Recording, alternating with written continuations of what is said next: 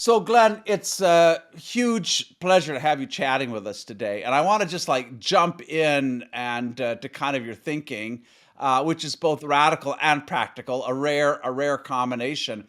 And let me just start by saying one of the things that was kind of very interesting for me reading your book, Radical Markets, and looking at some of your videos is I think we share a concern about declining productivity, about inequality, about the growing polarization in our economies and our politics.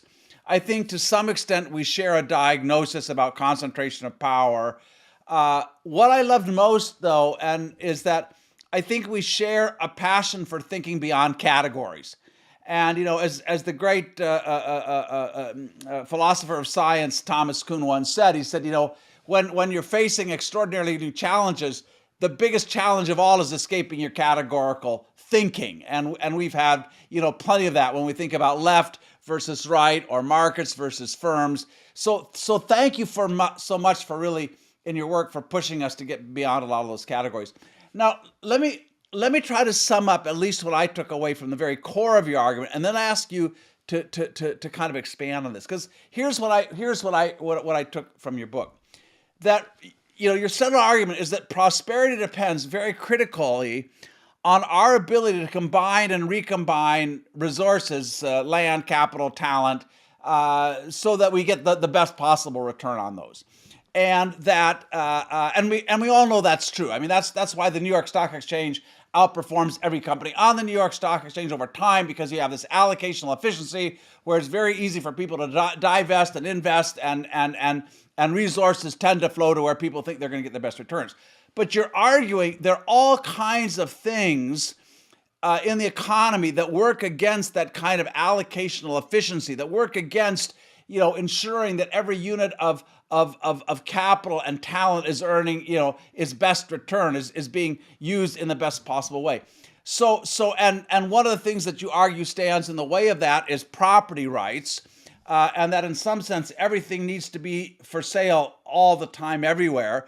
I don't know if I've captured that, but that was the foundation. My head was starting to explode. So why don't you take a few minutes, unpack it, and tell us, like, is that what you're really saying? Give us an introduction to this idea. Gary, I think I'd start with something even more basic, which is that standard economics is focused on a particular set of cases, which are called decreasing returns phenomena.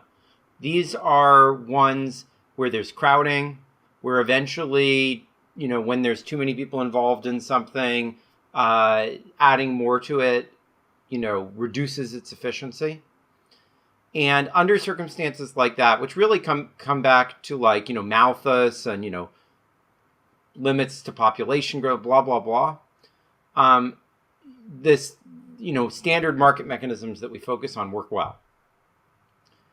And of course, that's an important set of circumstances. However, it's not the set of circumstances that lead to great wealth and prosperity and, dramatic improvements in standards of living. The things that lead to those are what you might call exponential technologies. Things that are self-reinforcing, compounding, that the more people get involved, the more opportunity they open up. Cities, the introduction of factories, networks. All of these are cases where we can gain most by network effects by having more people involved in the process. And there just is no argument that anyone's ever made with any success that you should expect institutions like standard capitalism to perform well in those circumstances. That's not what capitalism is optimized for. That's not what any of the theorems in economics say it should do. And the reason is pretty simple. The basic idea is that in capitalism, everyone's supposed to be paid for what they incrementally produce. Paid for their product. That's like the idea.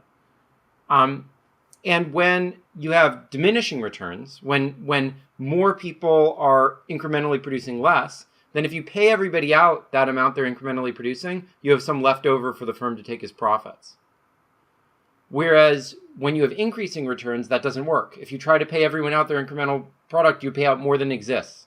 So that whole logic of trying to just compensate everyone for what they're doing doesn't actually work.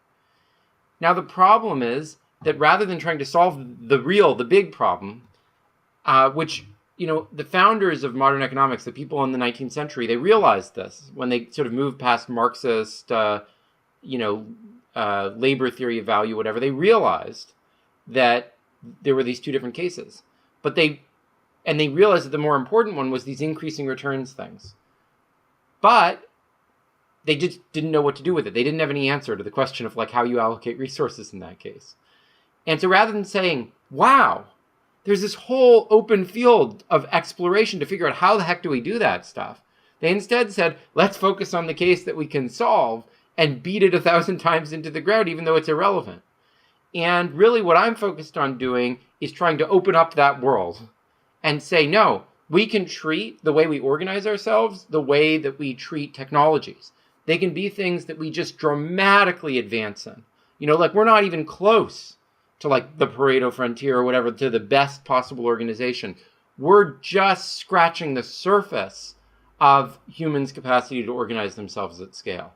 Yeah, I certainly believe that, but let me just tell you what I heard and then ask you a question. Clearly, what you see in cities are great examples, but what you're saying is where you see these exponential effects, I think two things are true. First of all, you have network effects or positive feedback effects. So, good becomes even better over time. The smartest people want to be around other smart people. They migrate to cities and cities do. So you increase the number of combinational possibilities and therefore the value of the network, number one.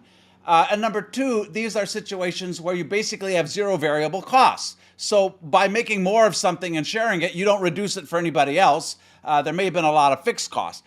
Unfortunately, those conditions also tend to produce monopolies. Cities are monopolies. Cities monopolize talent for thousands of years. They pull talent out of the countryside and so on and impoverish the countryside.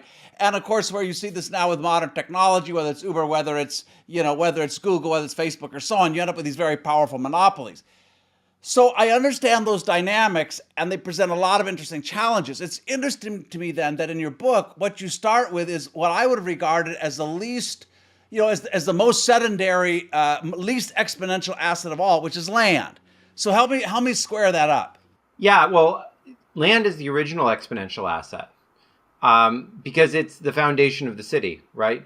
So Henry George tells a wonderful story, a parable of a savanna, where there's just an open savanna and you could settle anywhere. Everywhere's as good as everywhere else. It's all very nice places to farm. And a settler comes along and just randomly chooses some spot. But then once, that family has settled there, the next family says, well, where am I going to settle? I might as well settle next to this guy because at least then I'll have someone to talk to, someone to divide labor with, etc.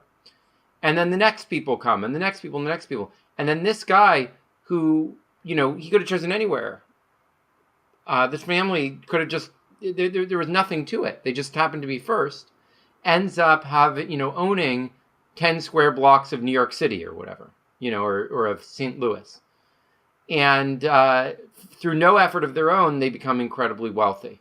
And not only do they become incredibly wealthy, but they can then stand in the way of development, of entrepreneurship, of the opportunity of the city to grow, to build infrastructure, etc.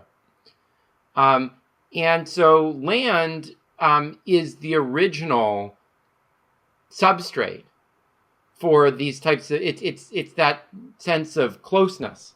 But of course, there are now other substrates for it as well. But I think, the city and the land in it is the original one. So if we think about land as this, resource that is often not put to the best use, and you're saying, somebody could buy it and just sit on it and hoard it in a way. But you could also argue that maybe I bought that land in New York before it was New York. I had some sense it might become that one day. And I took this risk and I sat on that property for a long time. I could have deployed that capital elsewhere. It kind of makes it sound like uh, you know, this is just a completely free ride for anybody who invests in something that's not immediately put to a best use. You know, I was thinking about, I don't know, it's Ted Turner. Who are these people who own thousands and thousands of acres in Montana? And I'm so grateful they're keeping them open and pristine and whatever. But I was struggling with what would it mean to say, as I think is the argument in the book, what would it mean to say that anybody ought to be able to buy that property at any time, and develop it in some way? So I struggle with, I guess, those two things. Is it necessarily I'm a free rider if I took a risk, bought property, and haven't chosen to develop it yet? And the flip side of it is, if everything is forever for sale to the highest and best use as a way of increasing increasing allocational efficiency, how do we as a society put some limits on how we want property to be used? So I'm sure you've heard those questions before. So, but let me throw them out. No, they're great ones.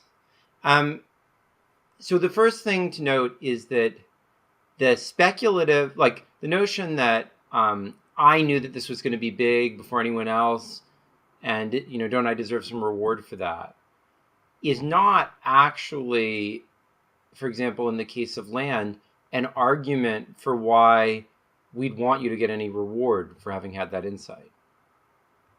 Like, just being right about something without taking an action on the basis of that actually helps the good thing come into existence is not very useful, right? So, like, take the example of the land. If you just buy up that land, yeah, you might have known before anyone else that it was going to go up in value. At some level, who cares? Like, why is it relevant that you bought that land relative? I mean, now, if you build something that's useful to whatever, that has some relevance, right? But just being smarter than anyone else is just a macho contest. It's not actually something that generates value. So you're trying to dissuade kind of sheer luck, or maybe even a certain amount of foresight, in favor of somebody who's doing something productive to increase the value of that asset. In the blockchain world, there's a little cute name for this. So there was some like Twitter exchange where someone said, like, I don't care if you guys are selling, I'm HODLing, I'm hodling. He just misspelled it. So he meant to say I'm holding. But then it became this thing that everyone said, I'm hodling, right? But people in the Bitcoin, in the Ethereum community responded, no, I'm biddling. It's like the thing that matters is building, not holding, right? And we should reward building. We shouldn't reward speculation. Now, though it may be impossible to separate those, that's a question. Can we separate those? And that's what we, try to do in some of this work, is find ways to separate those. But as a matter of principle, we as a society should reward building, not holding. Yeah, I do think that makes sense. Now, help me take that idea farther. So, if you move from land, and by the way, this idea has been around for a long time. I think people have struggled to put it into effect and do it at scale. And maybe you want to comment on that a little bit. I'm sure there's some political things behind it, because the argument is that every piece of land I should be paying kind of the value of my plot of ground, every year in taxes.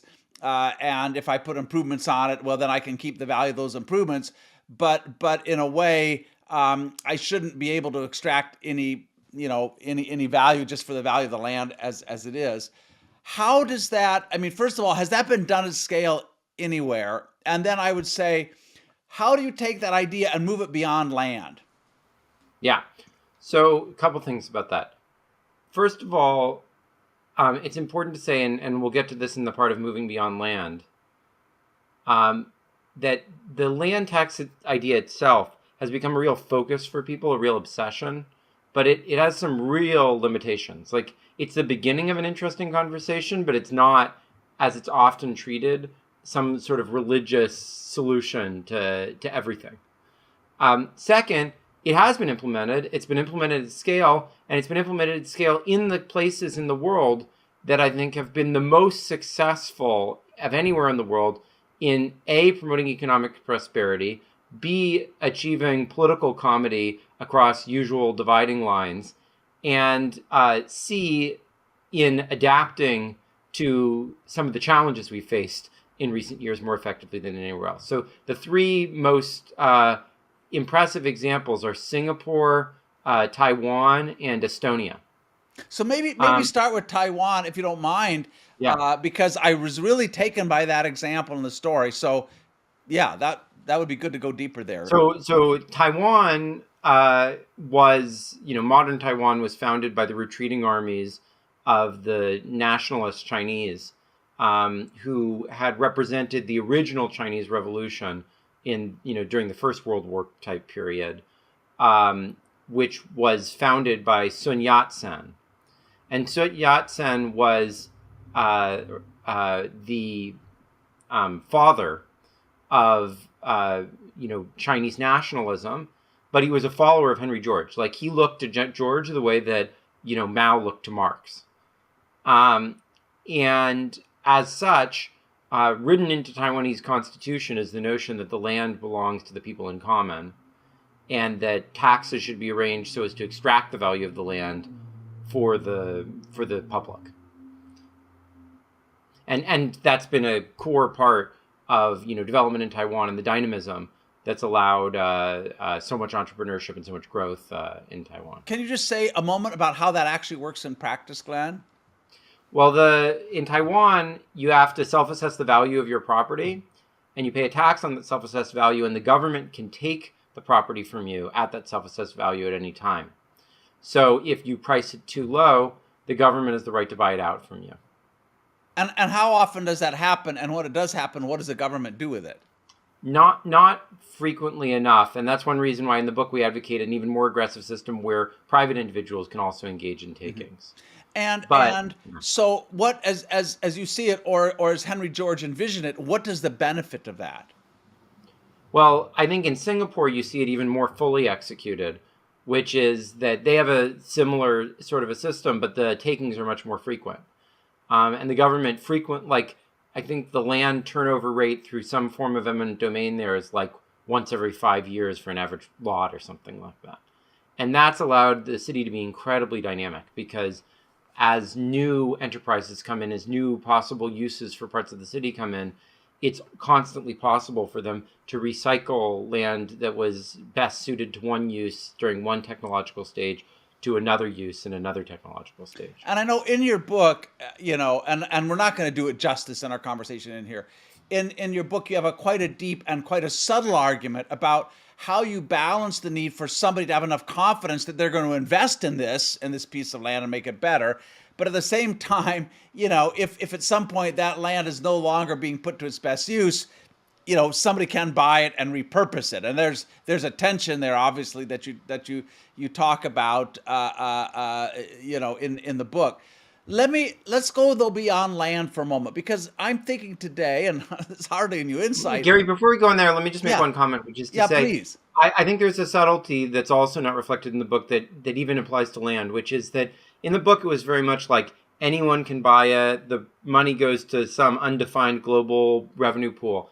And I think one of the biggest things that's missed going beyond the land issue is that really that's just the start of the conversation, because the usual argument is, well, land doesn't, it doesn't belong to land.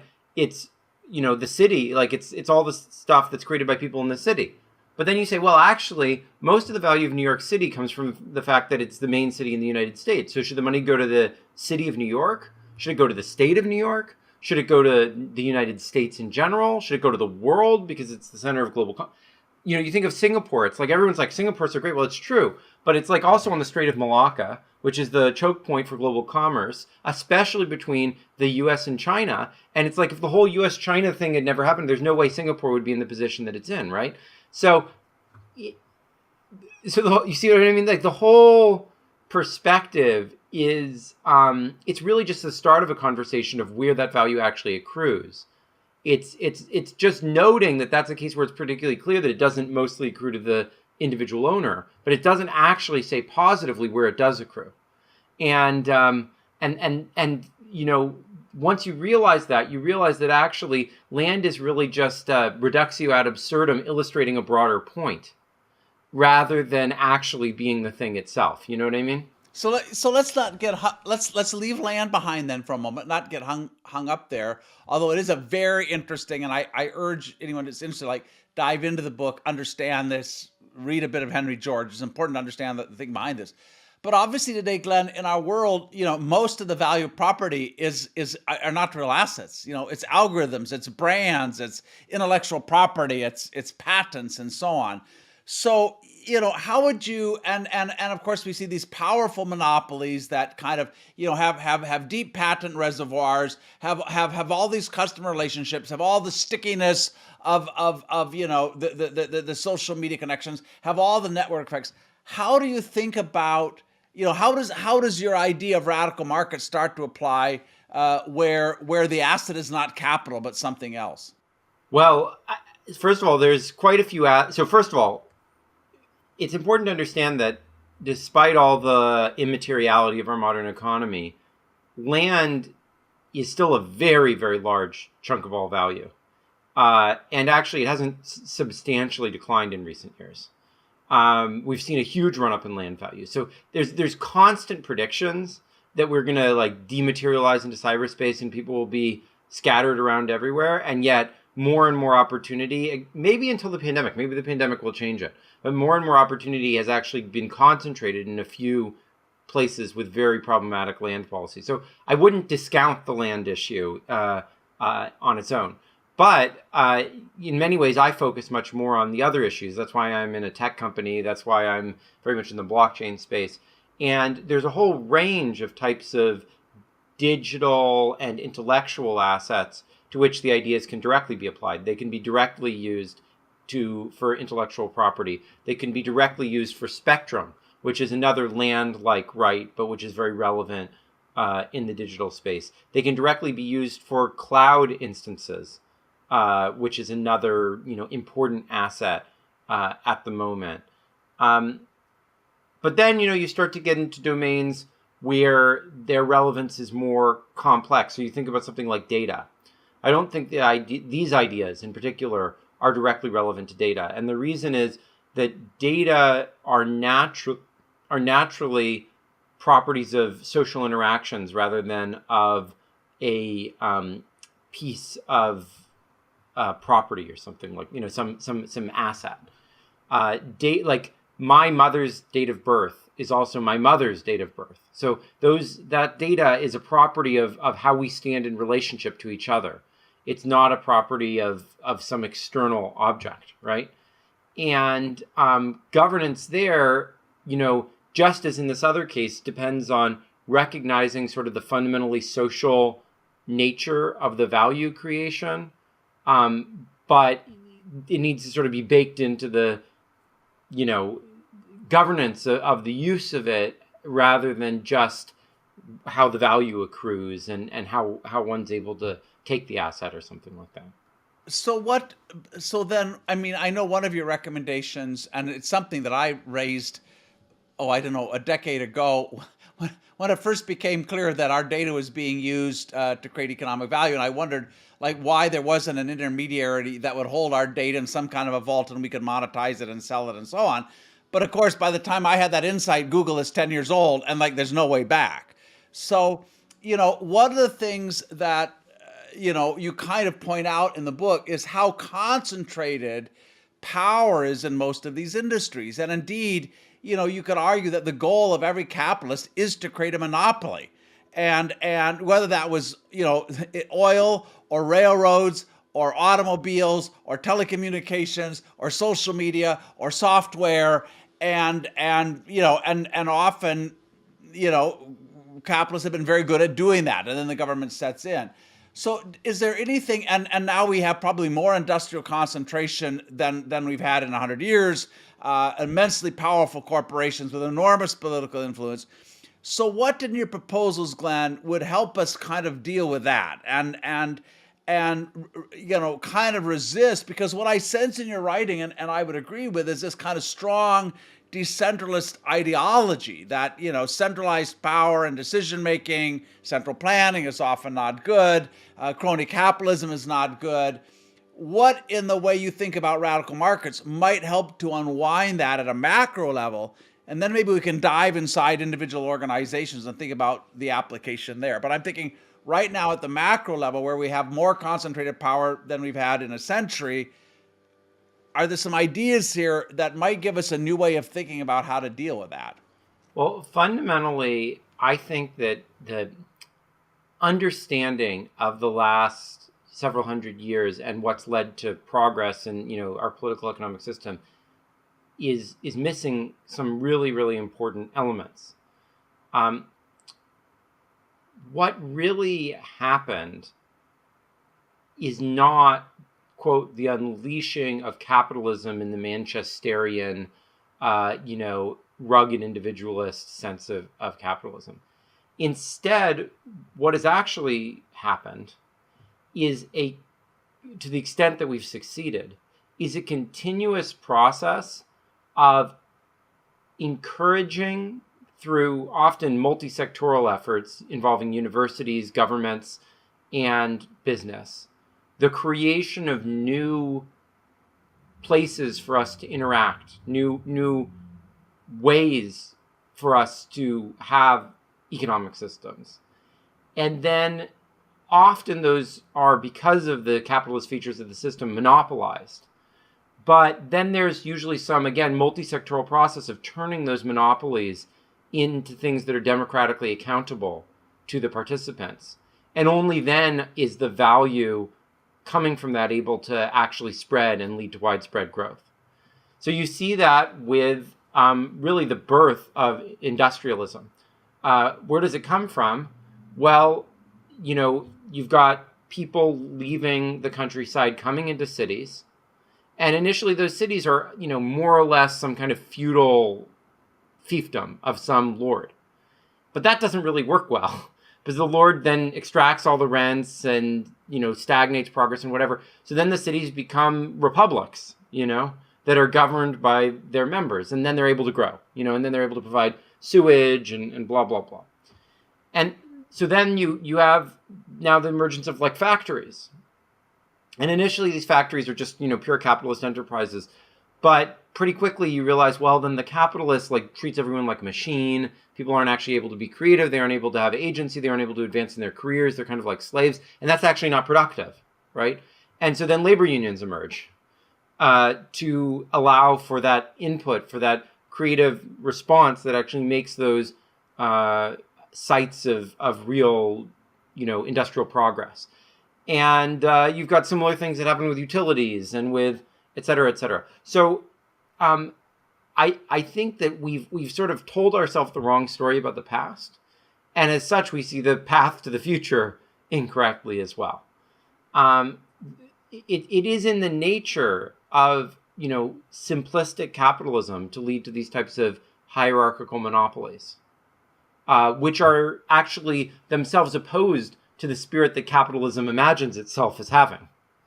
And it's only by constantly having these other forces play a role in bringing about and emerging new forms of sort of democratization that we actually allow markets to thrive within the system that throws up these monopolies. And, the internet's the perfect example of this. Everyone thinks of the internet as oh my gosh, the internet allows, the world to be flat and capital, blah, blah, blah, and John Perry Barlow, anarchism, blah, blah, blah.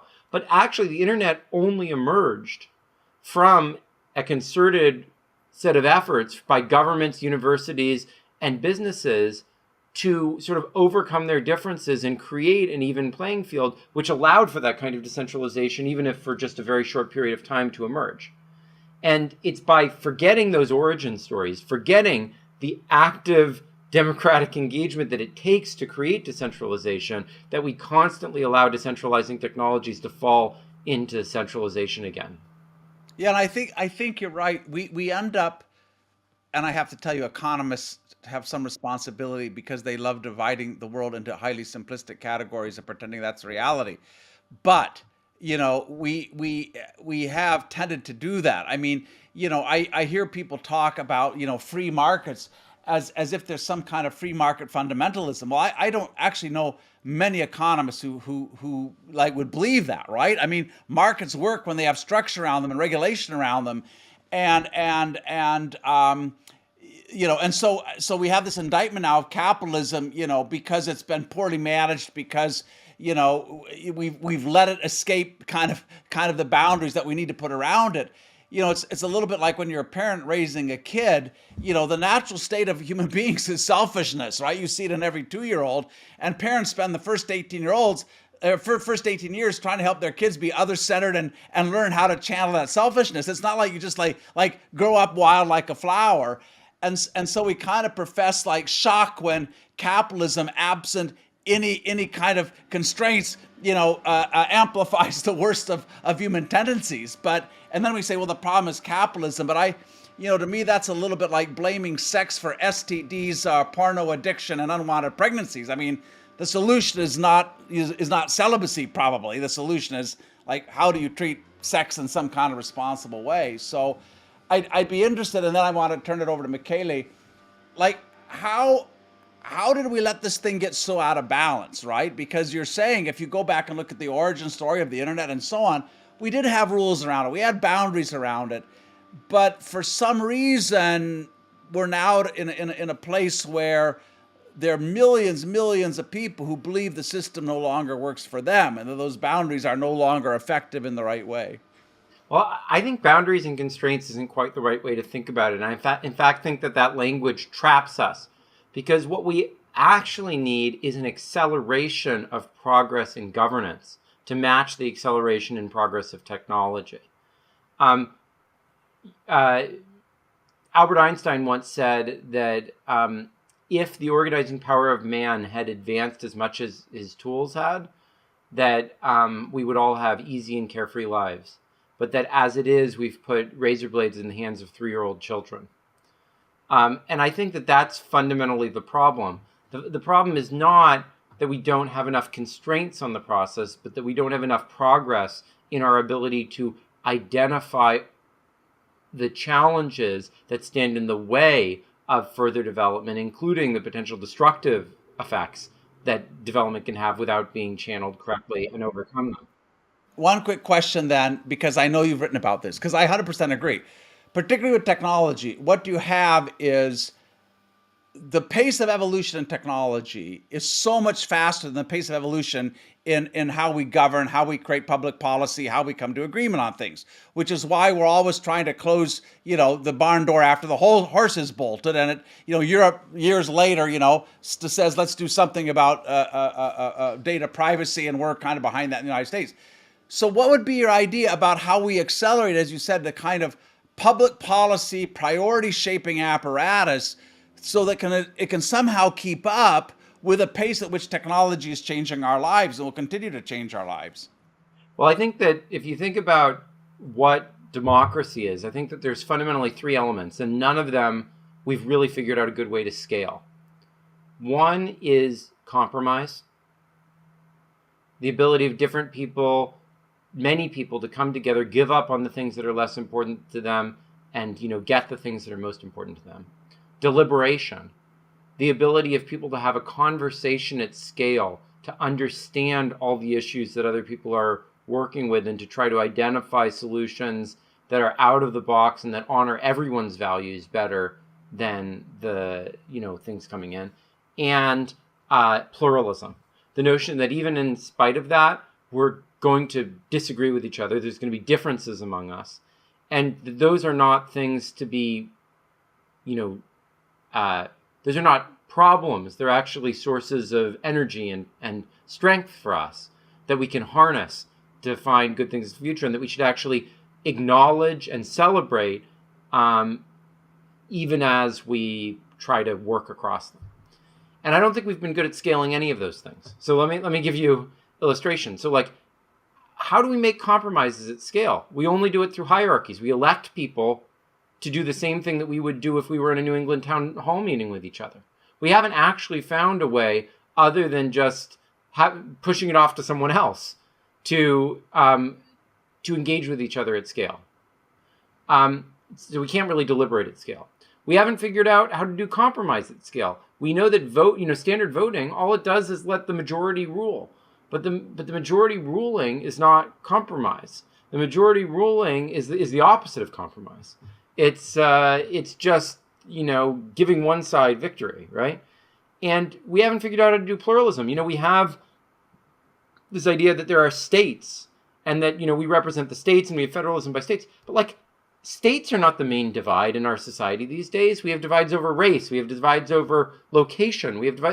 And we don't have any representation of those things and federalism by those things.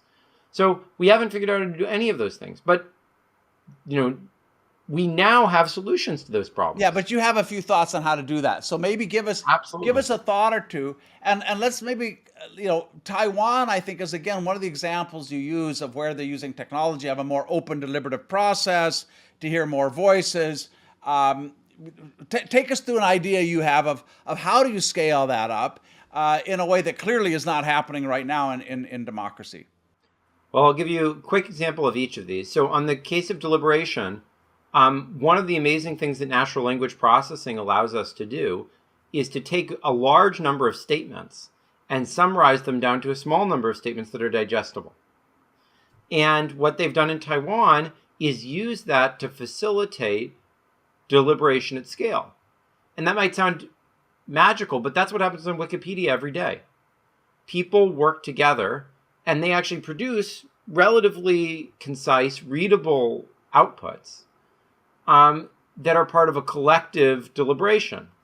And in Taiwan, they've used that to solve issues from gay marriage to the regulation of ride-sharing platforms in ways that have made them the most successful society in the world, I think, at addressing everything from misinformation to climate change to COVID-19. Can you give us the mechanics of that just on a particular issue, Glenn, Yeah. so we understand how it works? The notion is that everyone, puts in a statement about what they think about an issue. And then those statements get sort of clustered and filtered and grouped.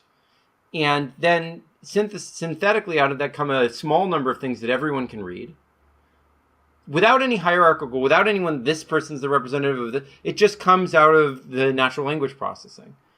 And then everyone has the opportunity to offer new statements that try to synthesize or get past the divisions that were clear from the first cluster. And you attract support from the ability to get people supporting what you're saying that were across the initial divisions. And then again, it's summarized by an LP.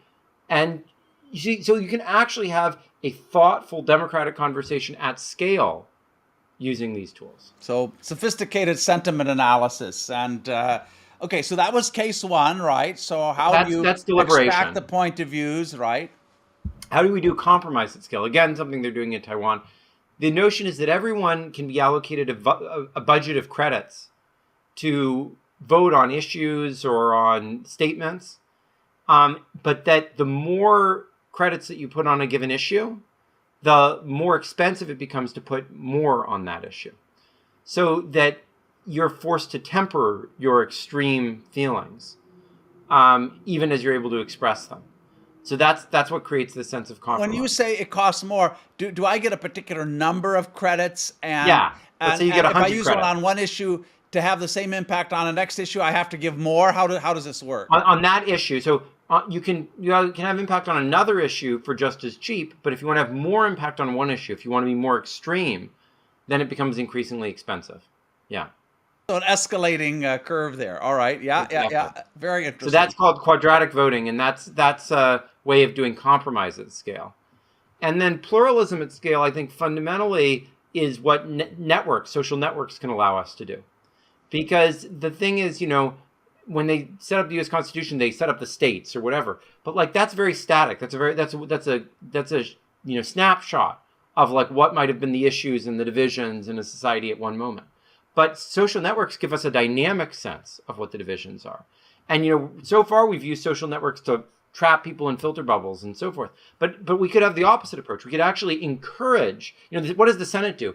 It has equal representation of the states, which forces people from different states to cooperate, even if one state could otherwise dominate, right? What if we had rules like that within the social media world? What if in order to do things, you had to find people who are social network distant from each other? That would lead to a basically different architecture. It would lead to one that actually generated pluralism, that celebrated these different groups, but also encouraged them to cooperate across each other. Glenn, one of the things I love all three of those examples. Thank you for sharing that. One of the things I felt for a long time is that, in fact, if you go back and you look at long history, you find this to be true, that technology, let me say it differently, organizational innovation, because what you're talking about, the technology to do this has been there for a while. You're talking about applying it in a different way. And what you find is that organizational innovation often lags technology innovation by decades, by generations, sometimes centuries, because the organizational habits and patterns, the political habits and patterns are very, very deeply set. And it seems to me that's kind of where we are now. Even if I look at how companies are using technology, right? We're using things like Slack and Microsoft Teams to bring more efficiency to white collar work, right? Share documents, set up schedules.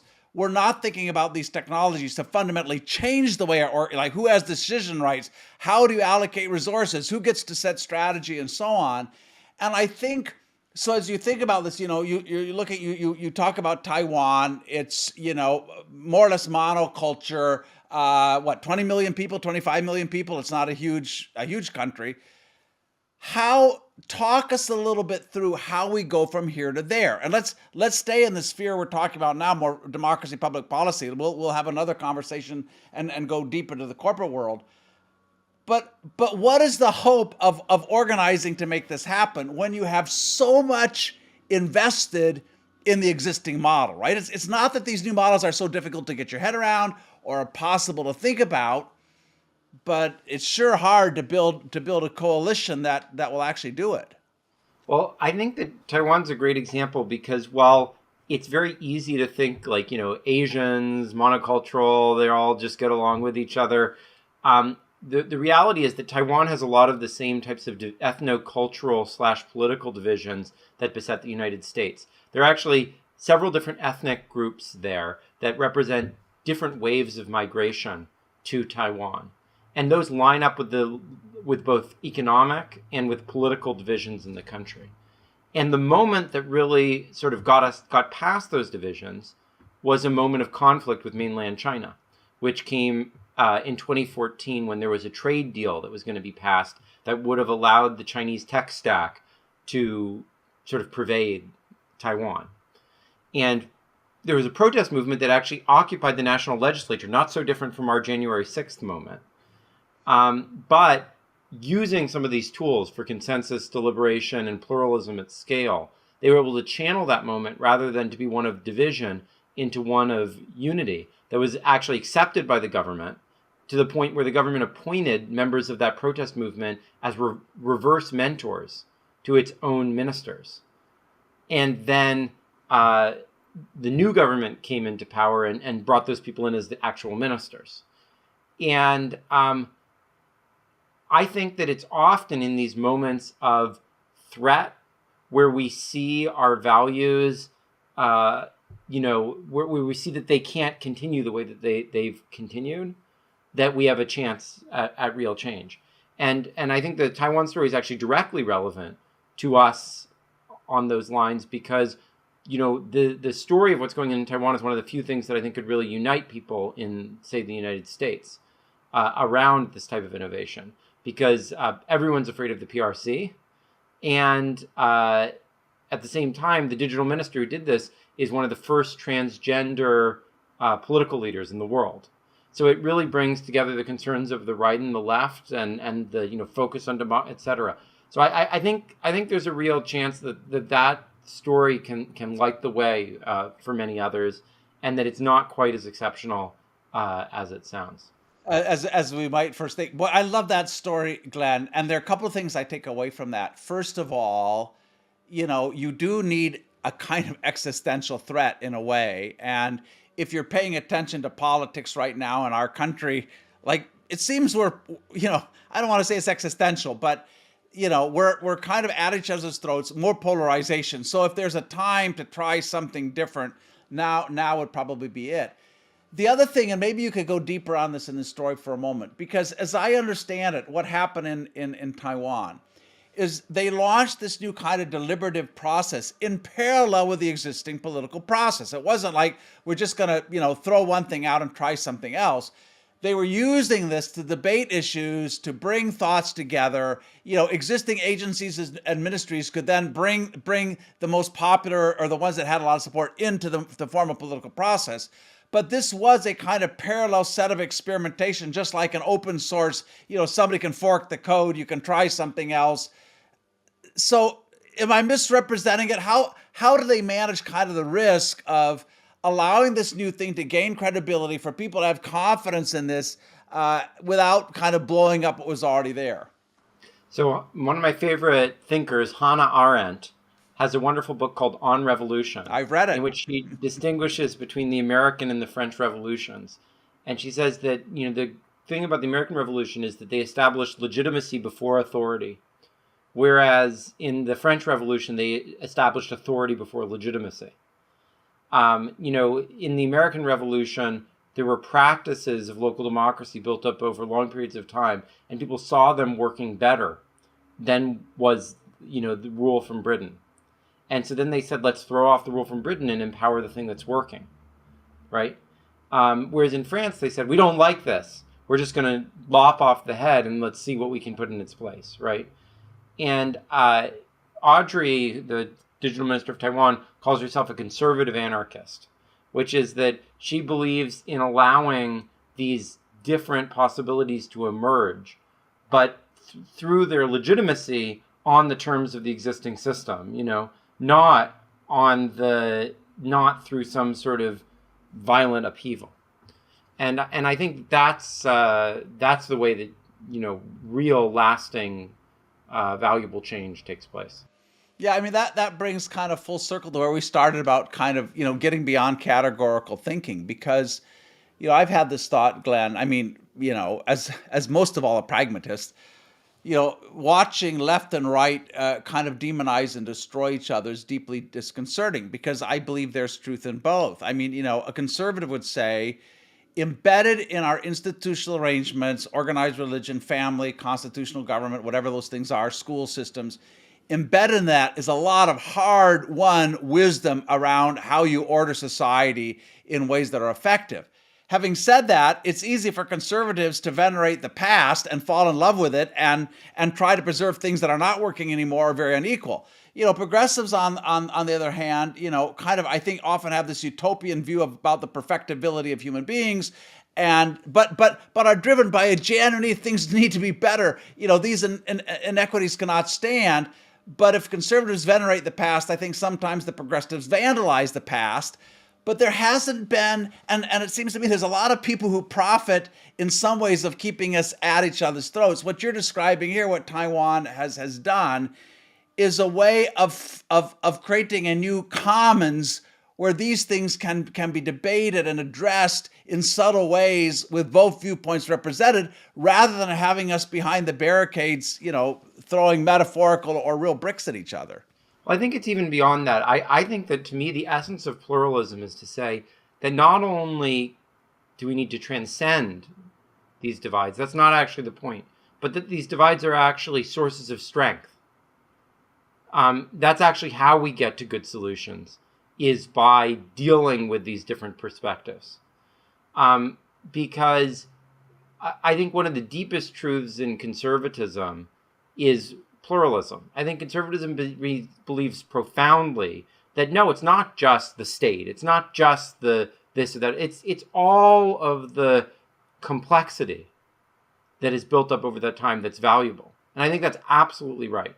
And I think progressivism says, no, it's not static. It's not like, so societies are dynamic. And I think that's profoundly correct as well. And that it's really at the synthesis between them, which we haven't been able to achieve,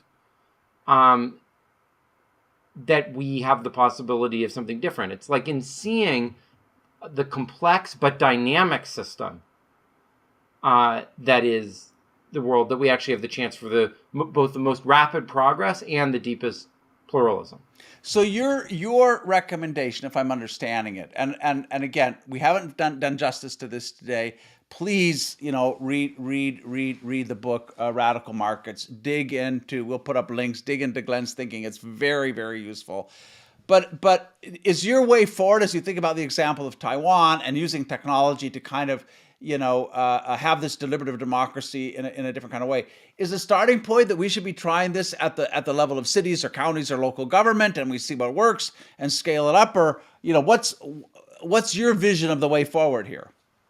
I don't think pluralism only happens in levels of government or something like that. I think that's one way to do it. But I think it also happens in different civic organizations, in corporations, in all sorts of different things that are subsidiary to the imagined totality. But even the nation state is not the totality. The world is the totality. So there's all different levels. And it's because of the pluralism of the world as it actually exists that there's a chance for these sorts of things to emerge. You can start from anywhere, and at any level in experimenting with these types of things.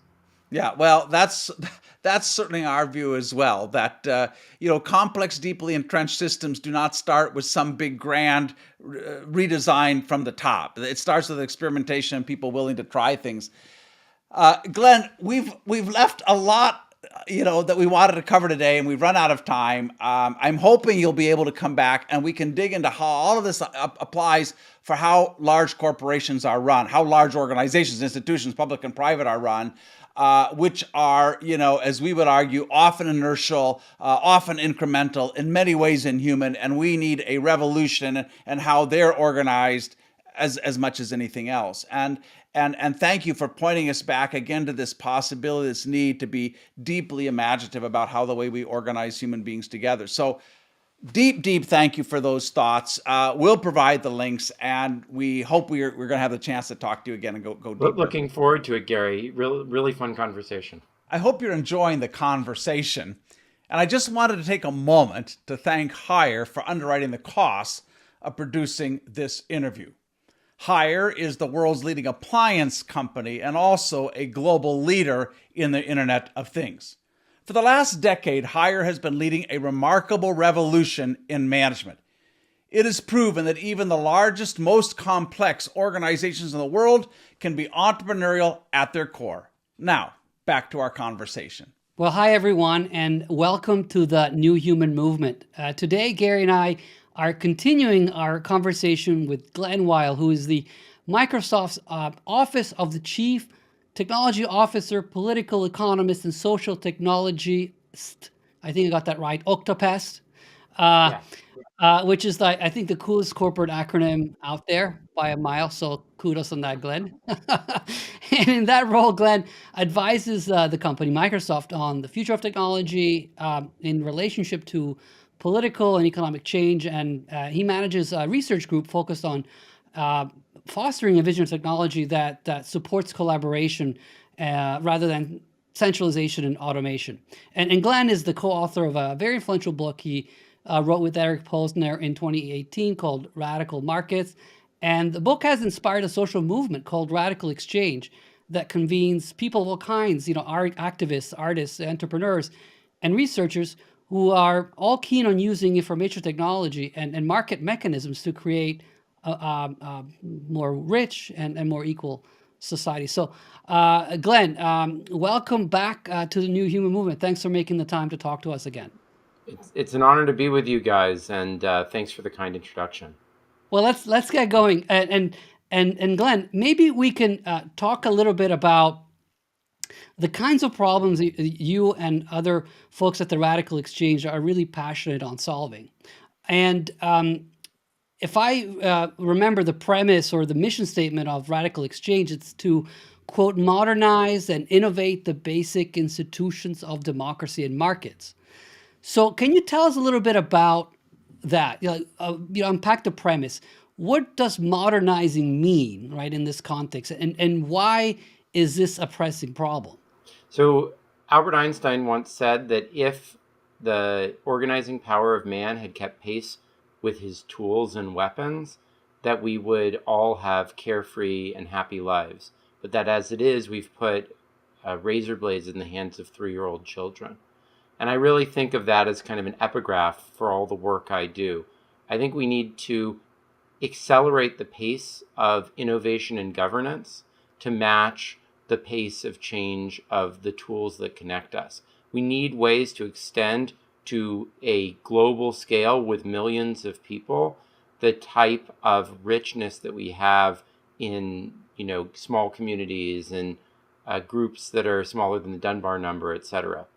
And that to me is really what stands before us. And I think if we don't solve that problem, if we don't manage to accelerate our social technologies to keep pace with our physical technologies will destroy us. It won't just slow our growth. Will actually, destroy all that we have. You can think of global warming as just an example of one of the many things that happens when we're not able to adapt the pace of governance to keep up with the pace of what technology does. Certainly, can I just say there? I mean, certainly that's been a problem as humanity that we've been struggling with for some time. If I recall, the League of Nations came out of World War I and this desire to avoid another, mass conflagration, which of course it didn't. You have things like the Nuclear Non-Proliferation Treaty that are, trying to cope with the spread of nuclear weapons around the world. So it does seem like we're in this constant running catch-up battle with our tools keep getting better, but I'm wondering, it's not only that our institutions don't change as fast. I'm not sure that our moral inclinations are changing as fast as we're becoming more powerful, can change our environment, can kill each other in like these immense ways, and yet our institutions and maybe even our ethics is not keeping. Is that kind of the essence of your argument here? Yeah, I'm not sure our ethics are the primary thing that needs to change, at least on its own. If you think of the evolution of the human body, the underlying cells in the human body did change. But primarily, what creates complex life is the adaptation of the ways in which those cells interact with each other. And those collective institutions and their dynamism is really what offers opportunities, even for moral change, because the reality is most morality comes from our affiliations with social groups and our relationships to each other rather than just our internal state. So I think that problem of social organization is at the core of the challenges that face us, whether they're in the form of productivity or in the form of politics. So, Glenn, can you maybe say a little bit more about the lack of progress in kind of social innovation, institutional innovation? Where did things start to stagnate, and why? Well, first of all, I think things have in some sense been stagnating for a very, very long time. There's a wonderful book by David Graeber and David Wengrow that came out in the fall, which really talks about how if you look over the long sweep of human history, much more than we thought, there was huge amounts of social innovation and organizational innovation in the history of societies. And that has sort of gotten progressively ossified. And I think that part of the reason that that's the case is that adapting social organizations to match technologies has been really challenging. And social organizations usually adapt quite slowly. They may be much more robust. They may be much more functional if they adapt over those long periods of time. But with technology moving so fast, it's been hard to help them keep pace. We haven't had a science of social design and social reimagination to match the science of physical technologies. I think we can get there, but I think it's been missing. And I think as a result, we've just had slow and not very imaginative change in our social institutions. And we've gotten even worse, I think, since the 1970s. I think this whole neoliberal thing really froze us because it said, oh, there's just this very simplistic imagination of capitalism that will do it all. And that stopped us from having to actually think about what could be more ambitious ways of organizing society. A practical example of that, I think, Glenn, let me test this and see if this is the kind of, because if I understand it, your premise is that our social organizations are changing much slower than our tools, than our technologies. And one wonderful example of that in a book on military innovation talked about when muskets got introduced to European warfare. And before that, battle formations had many ranks because the archers shot over the heads of the archers in front of you. The arrows, were on that kind of trajectory. And they went back and looked at how long it took for those military formations to change so they were long and thin and better suited to rifles, to muskets. And it took almost 100 years. And their argument was that the limitation was, several generations of generals had to die out before you could really optimize the organization for this new tool and this new weapon. And is that part of the argument, that somehow the pace of organizational evolution is just so much slower than the pace of technological evolution? Well, yeah. So I think you just gave a great example, Gary. Like, think about the phalanx, right? The phalanx is, a form of organization that evolved over a very long time in ancient Greece, and didn't actually require a lot of central organization. Like, so you can basically do a phalanx with basically local principles of adjacency and things like this. And so it was possible to sort of have a kind of very democratic horizontal system that was aligned with the phalanx. Now, you could have, over a very long period of time, evolved something like that worked for muskets, right? But it probably would have been quite a slow process of sort of feeling around and working for that. But technology was advancing. You needed to try to keep up with that. And so the only way to do it ended up being like, Napoleon comes in and orders everybody to reorganize, and you get levy en masse and, this whole new way that's adapted to these new technologies. But the question is, can we come up with a way to innovate those social forms more quickly? If we can, we don't have to either rely on some general ordering us to do it or on this incredibly slow process of social change. We can actually have a process of social change that's adapted to the speed of those new tools. And that, I think, is way more powerful than either sort of a centralizing approach that sort of gives up on that power and robustness of the human intelligence, or one that's just sort of stuck in these stagnant forms that aren't adapted to our new technological organizations. Let me throw out two thoughts there quickly. One is, I think there's a reason some people are suspicious of large wholesale social reorganization. We've tried that a few times in history, and it usually doesn't work well. We have some utopian view, and that was, the Nazis, and that was communism, and so on, and and that was Mao's, Cultural Revolution. And usually those attempts to radically, massively reorganize society end up, producing kind of dangerous tyrannies. So maybe we can come back to that. That's like, there's a reason people may be skeptical about anybody's idea to let's quickly and comprehensively reorganize society. But the other thing I wanted, just to come back to your point, we see this in much more prosaic ways in the organizations we work with. So if you think of collaborative technology, it seems to me the way most companies are using that today, they have Slack, and they have, your teams can talk to each other.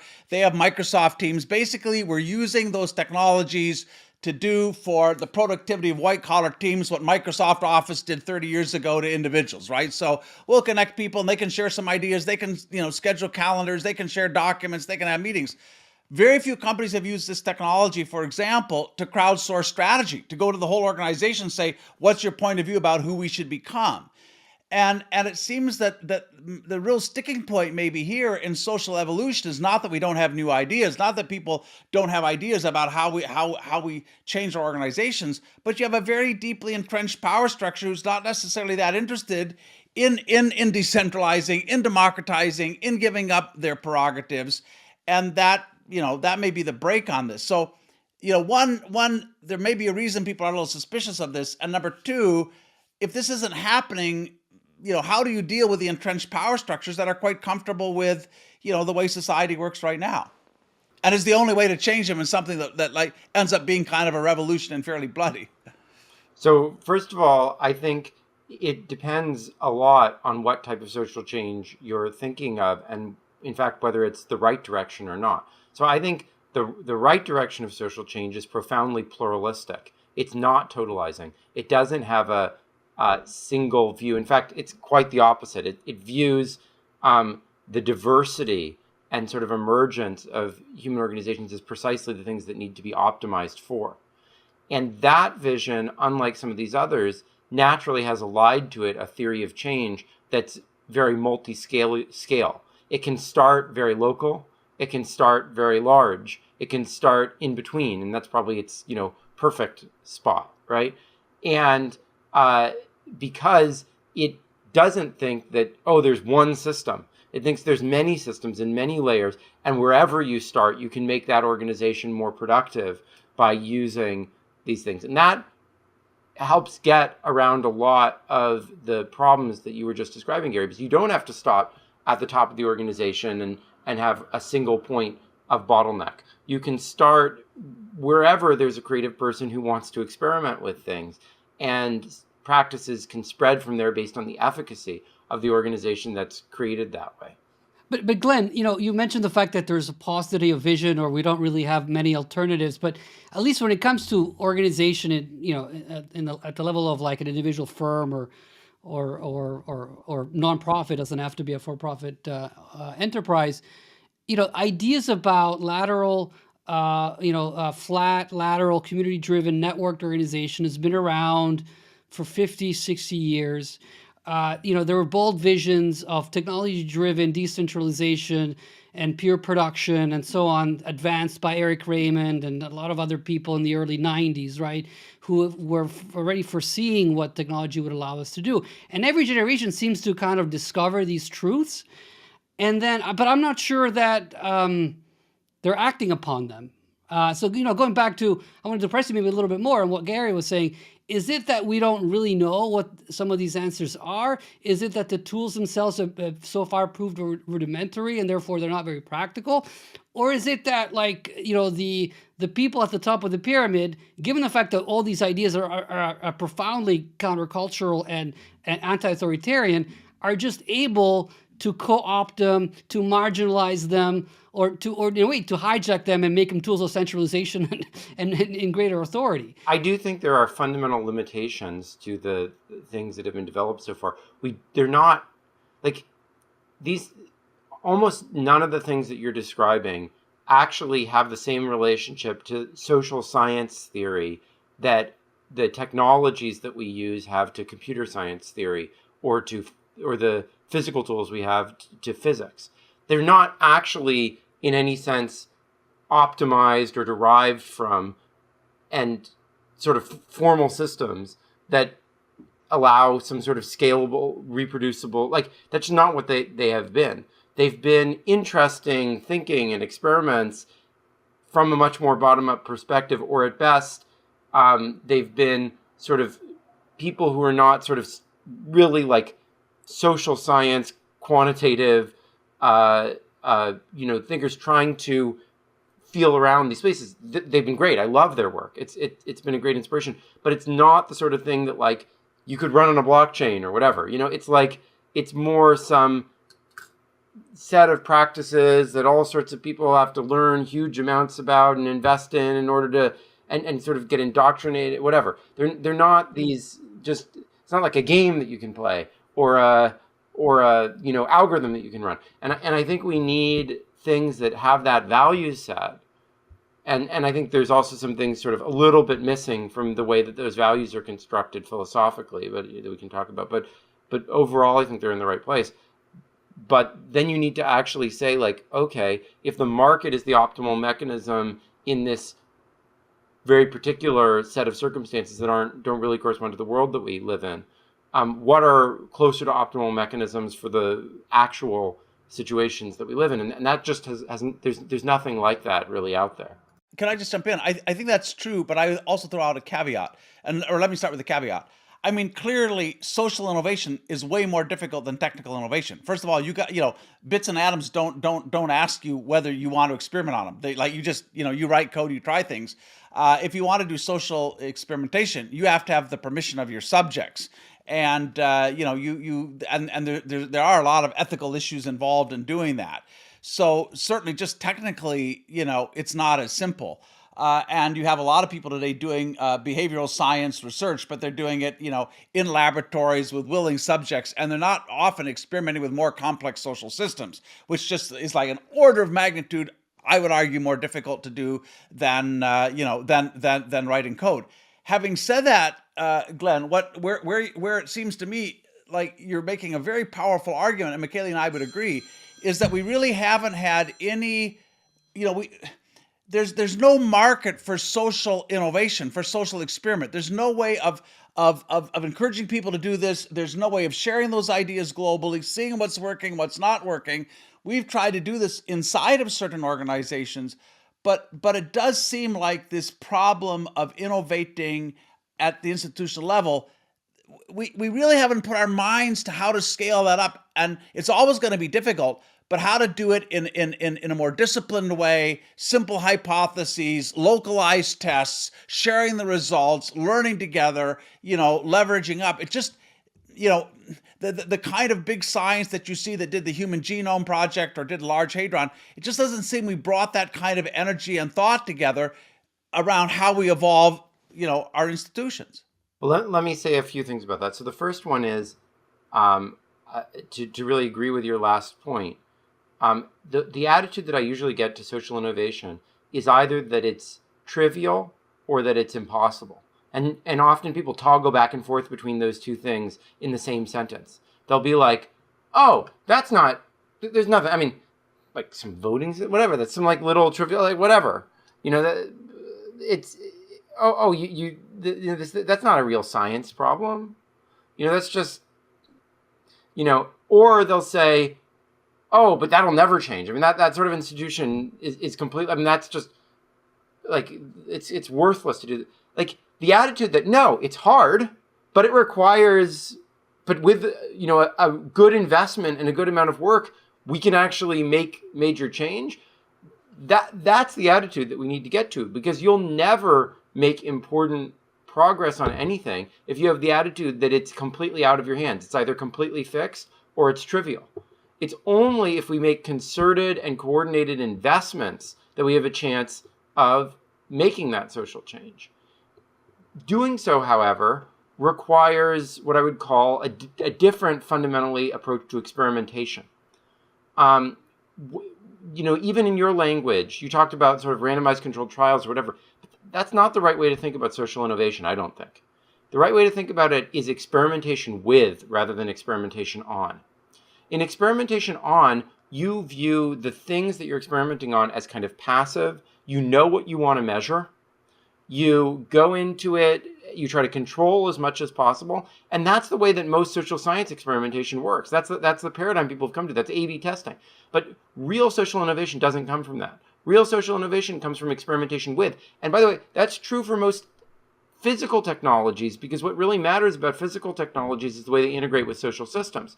So we don't go and do a randomized controlled trial for the most part. I'm not saying we don't do this in any context, but it's not really very useful to take a VR headset and randomly assign some people are going to live with a VR headset for a year and other people are not. And then we're going to measure, I don't know, the temperature of their skin or the, their rating on some self-reported scale after a year.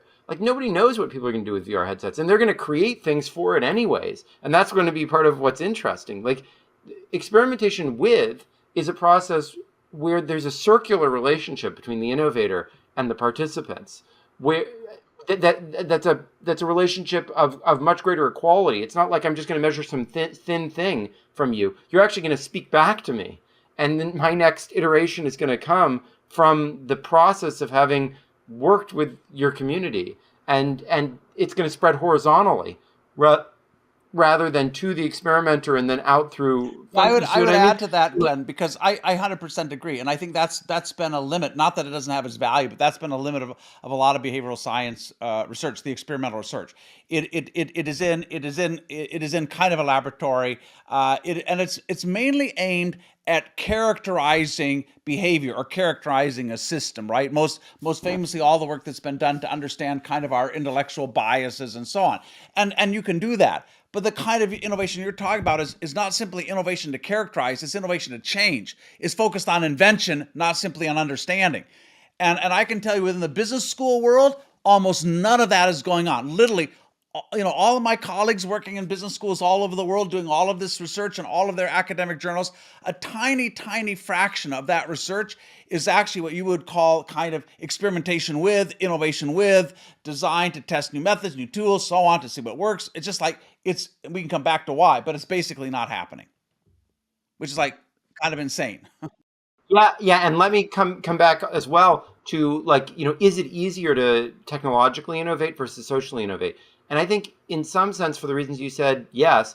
And at the same time, I would sort of challenge it, because I would say it's true it may be easier, but it's also almost completely useless to technologically innovate without socially innovating, at least to some extent. So there's a great example that the great UI theorist Donald Norman always gives, which is that video conferencing, like we're doing right now, was invented in the 1880s.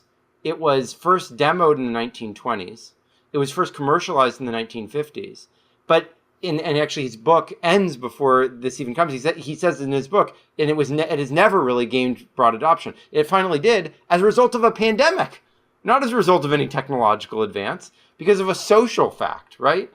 And therefore, it's like, yes, you can innovate technologies in some controlled sense, but it actually has almost no meaning to any human life, except for a bomb, where it's really a negative impact on human life, right? It has no positive impact on human life unless it's accompanied by at least some social innovation. Yeah, and what you need for that, Glenn, at least what I'm hearing you say, and I would agree with, if I'm interpreting you correctly, is that you almost need this needs to be elevated at the level of a societal priority. It is a fundamental.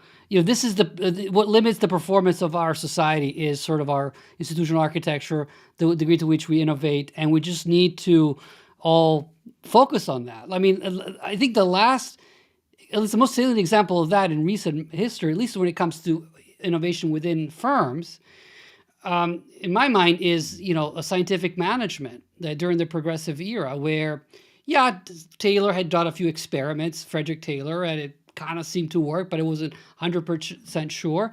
But the whole idea of removing waste and increasing efficiency became a huge priority, right? A way to solve problems of inequality, of making things more affordable for more people, right? And it was through that kind of embrace of this as a real priority that then the technology of scientific management got applied more broadly. And right now there is no consensus right around that. Yeah, I mean, people might say, things that we can improve things at the margin, or maybe we should fight, reduce inequality a little bit, or so on. But we don't have anything like that ambition of a whole, of a deep rethinking about our institutions. I don't know if you agree with that. Quite the opposite, Michele. It's like we're profoundly socially constipated on this issue. We've got this notion that we're hopeless about it. We think it's some people say it's easier to imagine the end of the world than it is to imagine the end of capitalism. There's way more science fiction, which is about catastrophe, than there is about actually different social systems coming into existence. Can I just back up 1 second though? Because there's a premise which I'm not arguing with, but I just think we need to make it explicit, and explore it for a moment. Because you're arguing, Glenn, that our social institutions, and by the way, in many ways we agree. It's the premise of our book on humanocracy. But you're arguing that institutional innovation has lagged far beyond technological innovation, and we're paying a price for that. That our institutions in some way are failing us. Can you fairly concisely? Can you give us a bit of your diagnosis? So if we need to accelerate the pace of social innovation, why? What are the failings? What are the problems that we're trying to solve? That can only be solved if we're able to reimagine some of these fundamental ways our institutions work. Let me give two sides of a story, and this applies to both of them. There's those people out there who are like, we need way faster technological progress. We need way higher economic growth, etc.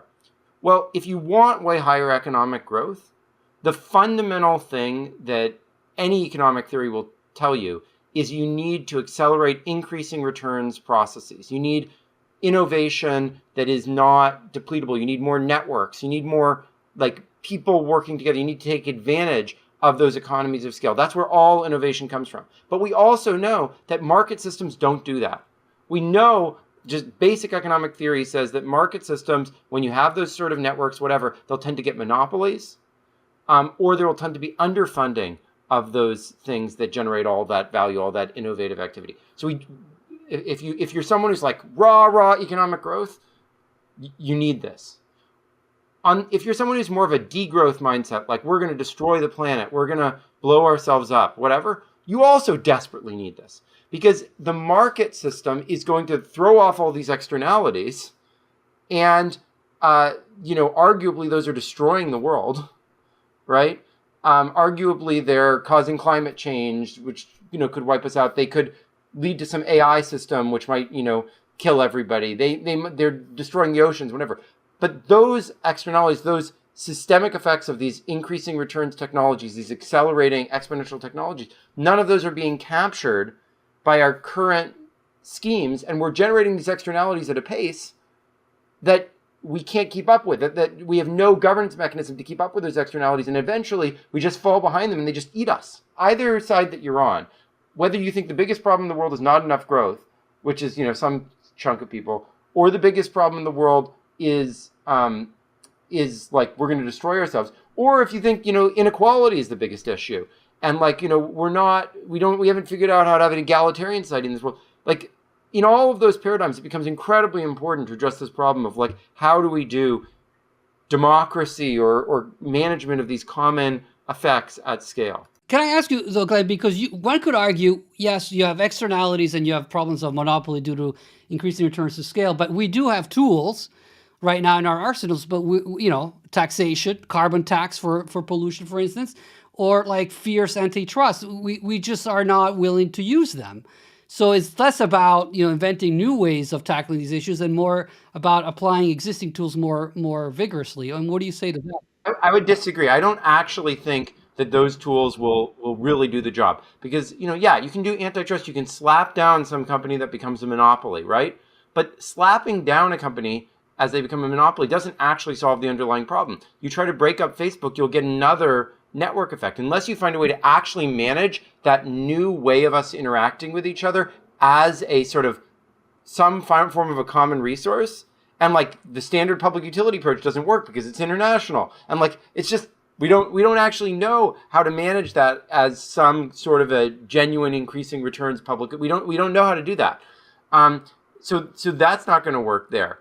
Is taxation going to work? Well, traditional forms of taxation are either going to slow investment, or they are, and they're going to miss a lot of the like non-physical assets that are now critical to this world. So they're not even really going to extract the relevant benefits from that. Do carbon taxes work? Well, how do you monitor carbon in a way that isn't like a surveillance state that owns the entire world? Not at all clear. And even if you think that works, how do you do the innovation to come up with the new technologies that make the carbon tax not so burdensome? The carbon tax will create some incentive for those, but if the innovation machine isn't working well, then you don't actually overcome the underlying problem, right? Or even if you think carbon tax is going to do it all magically, we haven't managed to pass a carbon tax. So how is it that we actually build social systems that can quickly, and it's been a while, right? And what if we have some new thing that comes along that's much worse than global warming, which it could be like this AI risk stuff, right? And we only have 5 years to address it, right? And we can't just like sit around waiting for the carbon tax to work its way through. So like I actually don't think any of those examples are ones where the playbook is getting the job done. I mean, I certainly would agree with that in the sense, and that the way we might put it is that the problems we face are multiplying much faster than our organizations are becoming more capable, right? There's just a lag between the speed, the complexity of these new challenges, whatever they are, the risk that AI may pose, the global warming and so on, then our organizations become more capable. I might like to come back for just a moment on like why why this argument that we're not really innovating around our institutions? And in many ways, we're very sympathetic to that argument, right? I mean, we've talked about within our world, within the world of management, right, which is how organizations turn inputs into outputs. That we've seen a definitely an S curve there. That over the last 40 or so years, there's been very little fundamental innovation in the way large companies are run, and that's why we see flattening productivity and so on. But I guess the question is, why is that flattened out? Because I could argue that we're seeing more social innovation right now than we've ever seen in human history, right? Social media is the biggest social experiment we've ever done as a species, with no hypotheses, with no real clear understanding of where. But I can tell you, it is changing how cognitive development happens in kids. It's changing how relationships happen, how people meet each other. It has enormous consequences and a huge amount of controversy and people on both sides. So it's not as if like social innovation is not happening, but it doesn't seem to be happening in any kind of thoughtful, disciplined way. It just, suddenly we're connected. Yeah. Well, I mean, the social media is a great example. Like, there's nothing derived from some sort of like normative social theory crossed with sociology that went into any of how social media has evolved. Social media has been like, someone's like, oh, I can put this little tweet out there, or like, like let's just No.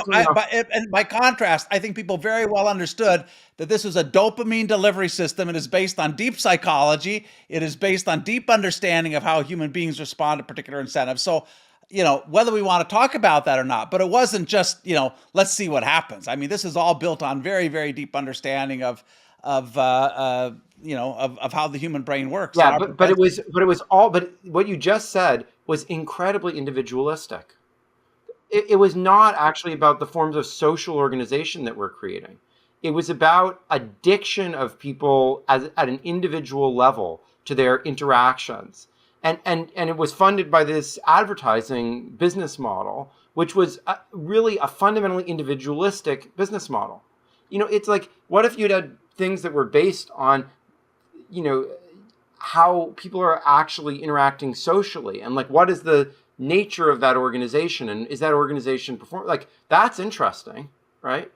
What's much less interesting is something that's purely based on the capitalist incentive that, like, I want to get this person engaged so I can sell something to them. That's fundamentally not social media. That's really anti-social media. It's like harnessing the social relations to break down the social fabric, rather than harnessing it to build an operative social fabric, So, Glenn, so far we've talked about the need for accelerating social innovation, the fact that we don't have the right mechanisms for that. We just taxation and regulation may not do the job. Now, you and your colleagues have proposed a number of mechanisms that could actually solve some of this dilemma, right? So that would advance, plurality, community and decentralization. So can you maybe pick one or two of these? Perhaps it's quadratic voting, perhaps it's another, and tell us a little bit more about such a mechanism.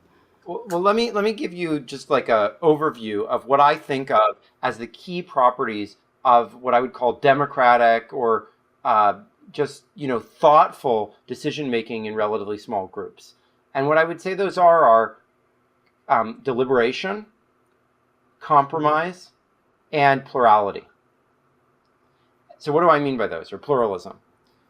Deliberation is that we have a process of talking through all of the issues from all of our perspectives and trying to find creative solutions that are not like just embracing one perspective or the other, but instead like get past the divide, right? Synthesis, yeah. And anyone who's ever been in part of like a thoughtful group decision knows that that's a core of what goes on, right? A second thing is that eventually you have to make a decision. So you can't go on and do that deliberation forever. So you need some way, once you get to it, to make compromises, which requires people giving up on the things that are not important to them and getting the things that are most important to them, or getting in the future on an issue that's more important to them their way, right? And the third element is pluralism, which is to say, we don't erase the differences between us in this process. we actually celebrate them. We view them as the source of progress, that we had to have this sort of conflict of ideas. And we try to defer to people on the areas of their expertise as much as possible. And when there are areas that involve multiple expertise, we seek sort of consensus or unlikely consensus across those groups. That is, we don't just have like a vote. We actually say, no, we need to make sure we hear all the different perspectives. Even if one perspective is held by a majority, it's when we're able to get consensus across the different perspectives that something goes forward, right? And those mechanisms are so critical to how we make good decisions in small groups. Like any thoughtful business process will tell you about how to do this in small groups. But how is it that you scale that to large groups of people? My view is that there are tools that are emerging that let us do that.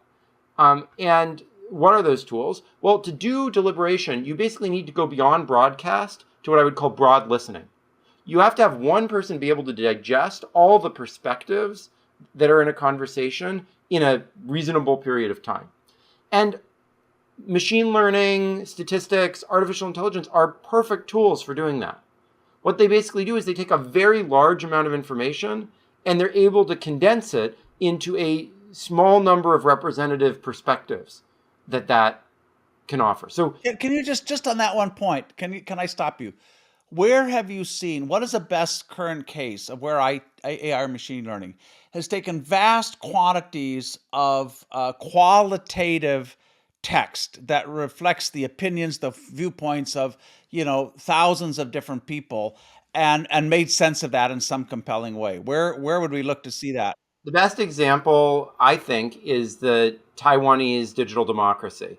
And they had a phenomenal deliberation using a very primitive platform called Polis that just scratches the surface of doing this. But they used this platform to come up with how they were going to regulate ride sharing in the country. And it was a very creative solution that I think almost everyone would agree was like an excellent solution. And it came out of precisely this type of process. Can you unpack that process for us a little bit, Glenn? Just exactly how the platform worked. I know it's rough, but how it matched people of different perspectives. So basically what happens is that everyone in plain text enters in what they think about the issue, right? Just, it could be emotive, it could be, directional, but they put that in. And then people get a random selection of things that are input by other people. And they just say whether they agree or disagree. That's it. No response, etc. People then get clustered based on the pattern of their opinions. And then from that cluster, the opinion that got the most strong support is surfaced as the representative opinion of that group. Everyone is then able to read through all of those representative opinions. And then those representative opinions form the basis of sort of the next stage of the conversation, where people now start proposing things that they think could get consensus across those different groups. And the rating in the next version is based on the degree of unlikely consensus you manage to achieve across those groups. And then those things surface. And you can kind of iterate that process until you get, rough consensus on a set of opinions. And this is what we do for governance within Radical Exchange as well, by the way. Right. But and just to give people a scale of the number of participants, this wasn't just the equivalent of a New England, town meeting, right? It's like tens of thousands of people, maybe even hundreds of thousands of people in some cases. Right. And they've done this now for several issues, right? So this has proven itself to be a valid way of... It's not just several issues. They actually have a platform that where this is the core component, where a quarter of the country are monthly active users. So it's like it's almost like the social media landscape is a significant component of it, is precisely this type of a process. And can you say more about the impact this has had on the traditional political institutions of Taiwan? How have they kind of adjusted to this reality of a quarter of the million, a quarter of the population just deliberating on issues that they were exclusively responsible for, pre-platform, right? Well, I'll give you the best example is the one that was actually at the genesis of this, which is the way this actually got started at a large scale was initially developed within this sort of civic hacker community. But it went to scale when there was an invasion of the National Assembly. So think January 6th but in Taiwan, right?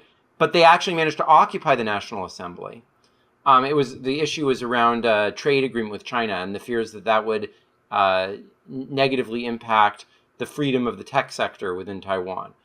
And they used this platform for the protesters, rather than just all, being rowdy, to come up with a platform that they would demand the government adopt. And that platform was, rather than, being the source of social division or whatever, it was so coherent and clear and persuasive that the government directly adopted the legislative language that was generated by this group. And then it not only did that, it said that this was such an effective process that every government minister is going to have a reverse mentor that comes from this movement. A young person that would help them learn how to do their job better. And then it was so popular, they didn't think that was enough. They kicked out the government at the time, and they put in a new government that was allied to this movement. And that new government appointed the leader of this woman, Audrey Tong, as the digital minister, in charge of building this platform. And it's so legitimate that like some large fraction of all the things the government does basically bubble up out of this civic community. That's pretty amazing. Very, very, very compelling example. And we'd encourage anybody who wants to know more to dig into Glen's work, because it is probably, I guess, the best case study right now, Glen, of how this can be used at scale. Let me talk for a moment about our own experience with this, because we're kind of very interested in how to scale this up, and you might have a thought, Glen. Just one thing to put in, Gary, is please. We didn't talk about the pluralism or the compromise, but on those issues as well, we have just as clear sort of uses, and so like on all these elements, we're really starting to see how these things can both individually develop and come together. And as I said, we're just at the start of all of it. Like, these tools are very primitive. But if we had anywhere near the focus, the funding that in total that's gone onto this is in the order of millions. The funding that goes into AI every year is in the order of tens of billions, and yet it's having these society-wide impacts. So like, there's just a huge case for us making the sort of social investments in this kind of stuff that we've made in AI technology. I 100% agree.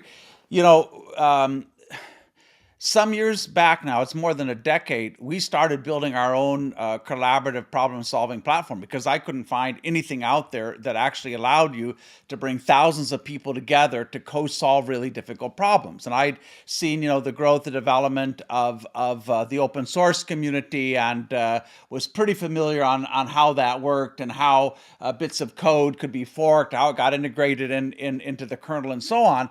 But we were looking inside of organizations, and what we found was there was no broadly participative approach for developing strategy, for helping you think about how the organization needs to evolve, what new capabilities do you need to build, and so on. So we built something called Crowd Lab that we've now used in all kinds of quite large organizations around the world, where we're involving tens of thousands of people in these questions. And recognizing that, whether it's strategy or whether it's how your organization evolves, how you evolve the institution, what you need is a lot of ideas, you need a lot of peer review, you need a lot of experimentation, and the pace at which any organization can evolve is kind of an arithmetic function of how many smart experiments are you running. But here's what we found. So the platform, I think, works very well. In fact, I think it's the best one that I know of in the world right now. The challenge that we find is CEOs, leaders, are very reluctant to ask the entire organization about their opinion on anything. And I think they understand reflexively that when you do that, you're giving up some control. You're no longer driving the conversation. They understand that when thousands or hundreds of people start to have a point of view on something, and you do start to get that consensus, and it does coalesce, you have to do something about it. You cannot say, this is not important to us, or, we're simply not going to do it. And so I think, it's not like we need some huge AI breakthrough to be able to use these platforms as Taiwan has used them, as we're using our little one. But you do need to believe that we have to accelerate the pace of innovation here. And you do have to be willing to listen. You do have to be willing to give up a certain degree of control and invite, and start this conversation. And that, at least for us, has often been the sticking point. I mean, I think it's very important that we bring in different types of social forces to making this work. So, for example, the ESG movement, it's got that G at the end.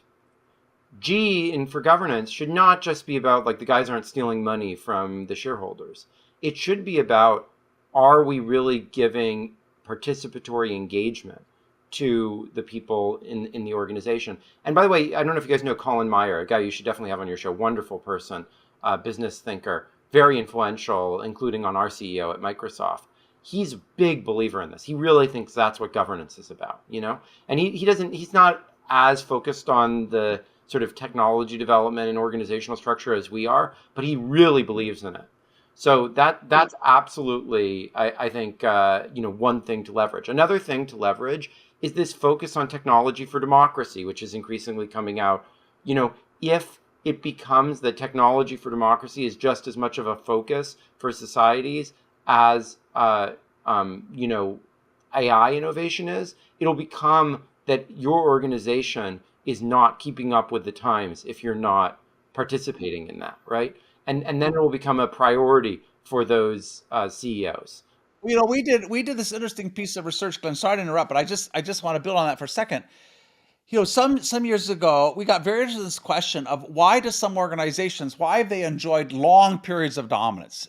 Take apart, a real monopoly like Standard Oil or whatever, but why do they enjoy long periods of dominance? And when you go back and you look, what you find is that happened because of institutional innovation. It was never the result of technology. It wasn't the result of a new strategy, but it was Toyota figuring out how do you do distributed problem solving, where you've trained tens of thousands of people to be able to solve complex problems. Or it was a company like Ford figuring out how do you manage huge amount of vertical integration and do that productively, and can run a larger, more complex operation than anybody in history had ever done so. And so if you look at history, this kind of organizational and institutional innovation, it was important to why countries emerged stronger than others, but also why companies did. And yet, if you go into the typical organization and you ask the CEO, like, well, what is your methodology? What is the strategy for organizational innovation, right? How many experiments are you running this year? Why are you running those and not others? How did those emerge? They look at you like they can all tell you what they're doing with product innovation. They can tell you maybe what they're doing, in R&D, but most like have nothing to say when you ask them, like, what is your strategy for purposeful, fast, smart organizational innovation? Let me give you one illustration from Microsoft that I think is really salient. I think many people have seen a cartoon showing what different organizations look like. And at Microsoft, famously, there's like this thing of the different organizations shooting each other. And that's gotten better under our great CEO, Satya Nadella, but it's still a real challenge that we face. And my office, the office of the CTO, is to a significant extent charged with trying to facilitate those cross-group collaborations. But if you think about that, that's fundamentally the same issue as public goods. So you think public goods, whatever that I'm working on is some abstract problem. For companies, it's absolutely critical. That notion of common infrastructure that may not be in the interest of any individual group within the company to produce, but that you'd love to have a V team bubble up and get the funding to provide it to everyone within the company. So these questions are just as relevant for companies as they are for governments and any community. They're also relevant for local governments. You think about public goods. That's really, if you read like the New Argonauts or a great business book like that, how local areas thrive. It's the intercompany linkages that are created by those social relationships, right? So this has been super helpful. I would like you to finish to walk us through your framework, right? So you talked about deliberation, you give us an example, but there are two other elements. Absolutely. So let's talk about compromise. So when we're in small groups, we know that we're not going to get our way, even after we've deliberated and so forth all the time. We know we'll have to give up on certain elements of things, or give up on this occasion to get our way on other occasions where it's much more important to us. That's basically like a version of trade, but it's trade for a multilateral decision rather than a bilateral thing where I give up, this, in a bargain. We know that we always give up some things, we get other things. But when we're doing it with many, many people, how do we keep track of that? Money is not really a good currency, or standard money is not, and there's lots of economic theory to talk about that. So the question then is, if you wanted to use economic theory to make those multilateral decisions, how would you do it? And there's a procedure called quadratic voting, which is about doing exactly that. It's optimally derived from economic theory. You can be shown to be an optimal way to make a collective decision. And the basic concept behind it is that everyone has some tokens that they can use to influence aspects of or a particular decision or choice of candidates. But the more influence they have on any given issue, the more expensive it becomes to have more influence on that. So it's expensive to be extreme. And again, this is something that I think is familiar from small group deliberations. It's much easier to have a small influence on many things than it is to have a large influence on any one thing. But you can. Can you give us an example in practice? Yeah. So again, let's turn to Taiwan. Actually, a different thing in Taiwan. So this is called their presidential hackathon. They use this as a way to identify promising innovations of the sort that we were describing for the government, and to get them the attention that they need in order to get implemented at whatever the relevant agency or government level it is. And citizens participate in this. They receive a budget of tokens to allocate to the projects they consider most promising. Or if they think some projects are dangerous, they can actually vote those negative. They can vote a little bit on a lot of projects, or they can concentrate on one project, but then it becomes increasingly expensive for them to do that.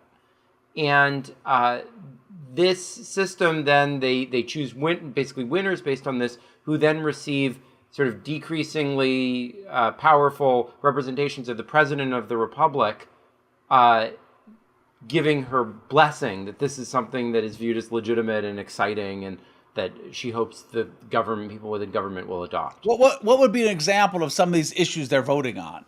So these are actually not exactly issues; they're more like projects. So they would be, for example, a new way of distributing vaccines, or a way of keeping track of environmental damage in the country, or penalizing polluters, for example.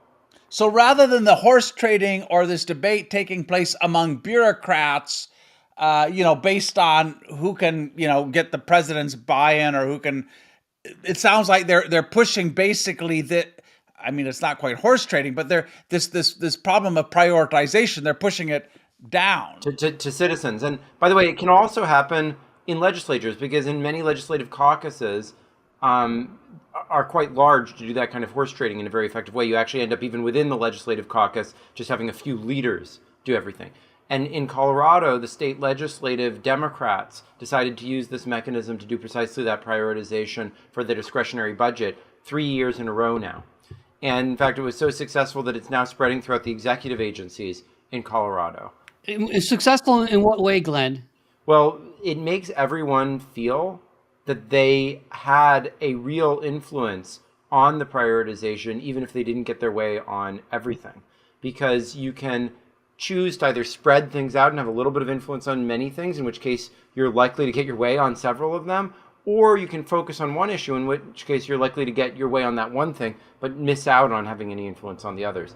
So it gives a way for everyone to participate and to have for everyone to be winners, basically. That's what compromise does, is it allows everyone to be winners, because they can win on the things that matter most to them. On that point, you could end up with people being a little bit satisfied, but with a suboptimal outcome for the collective, potentially, right? So it sounds though that this system allows you to get to decisions that are collectively kind of optimal as well. Well, there's a theorem that says that now, and you could show in laboratories that works.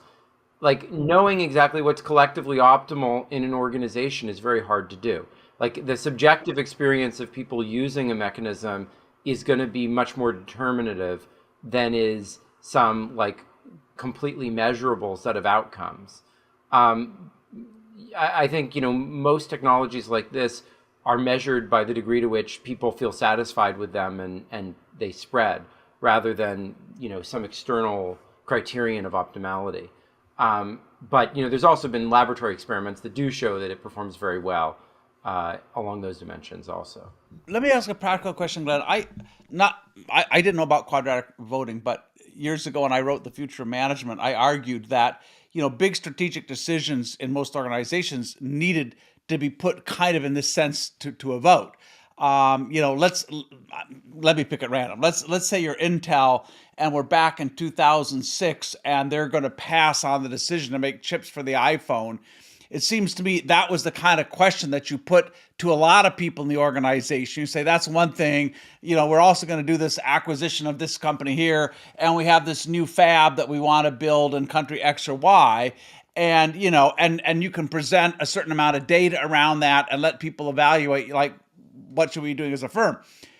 But I guess the question is, and the same thing, in Colorado or in Taiwan, how do you, some of these decisions are you're making a bet, not just, on a project with the headline, right? Is how is that project going to be implemented? How are we going to keep score of whether it's working or not? I mean, it's not about saying, yeah, let's give $2 billion to homelessness. It's like, well, how exactly are you going to tackle that problem? What metrics are you going to use to know whether we're making progress or not?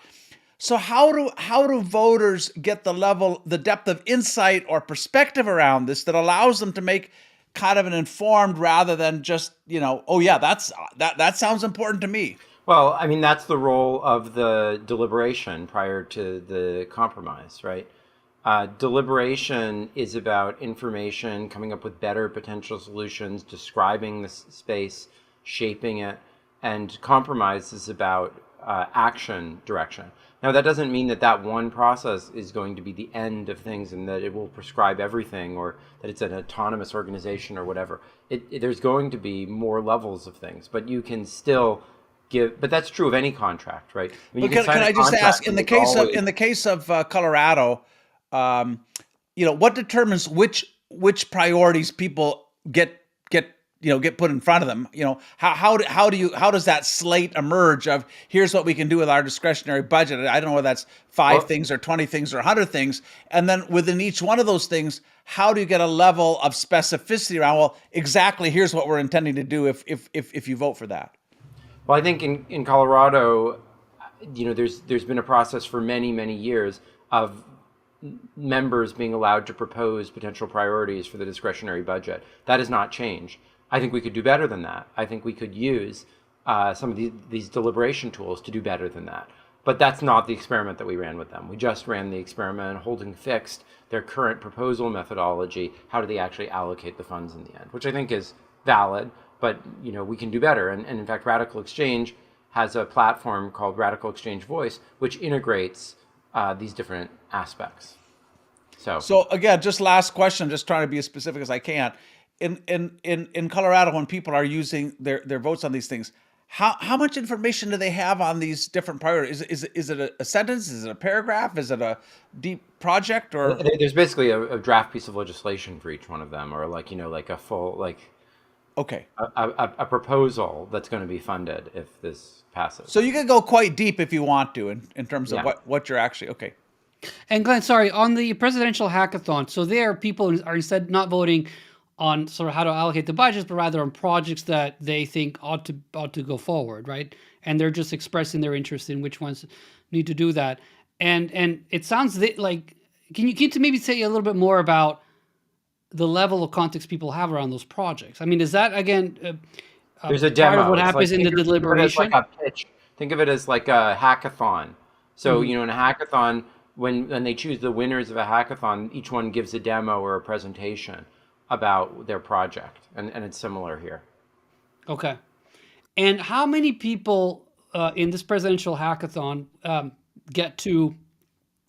engaged in voting? So is it? I mean, if you think about this as a second stage after deliberation, is there like a drop off where you only have certain people who are really hardcore, and when I get into the weeds, I think it was like a few 100,000. Okay. Can you envision?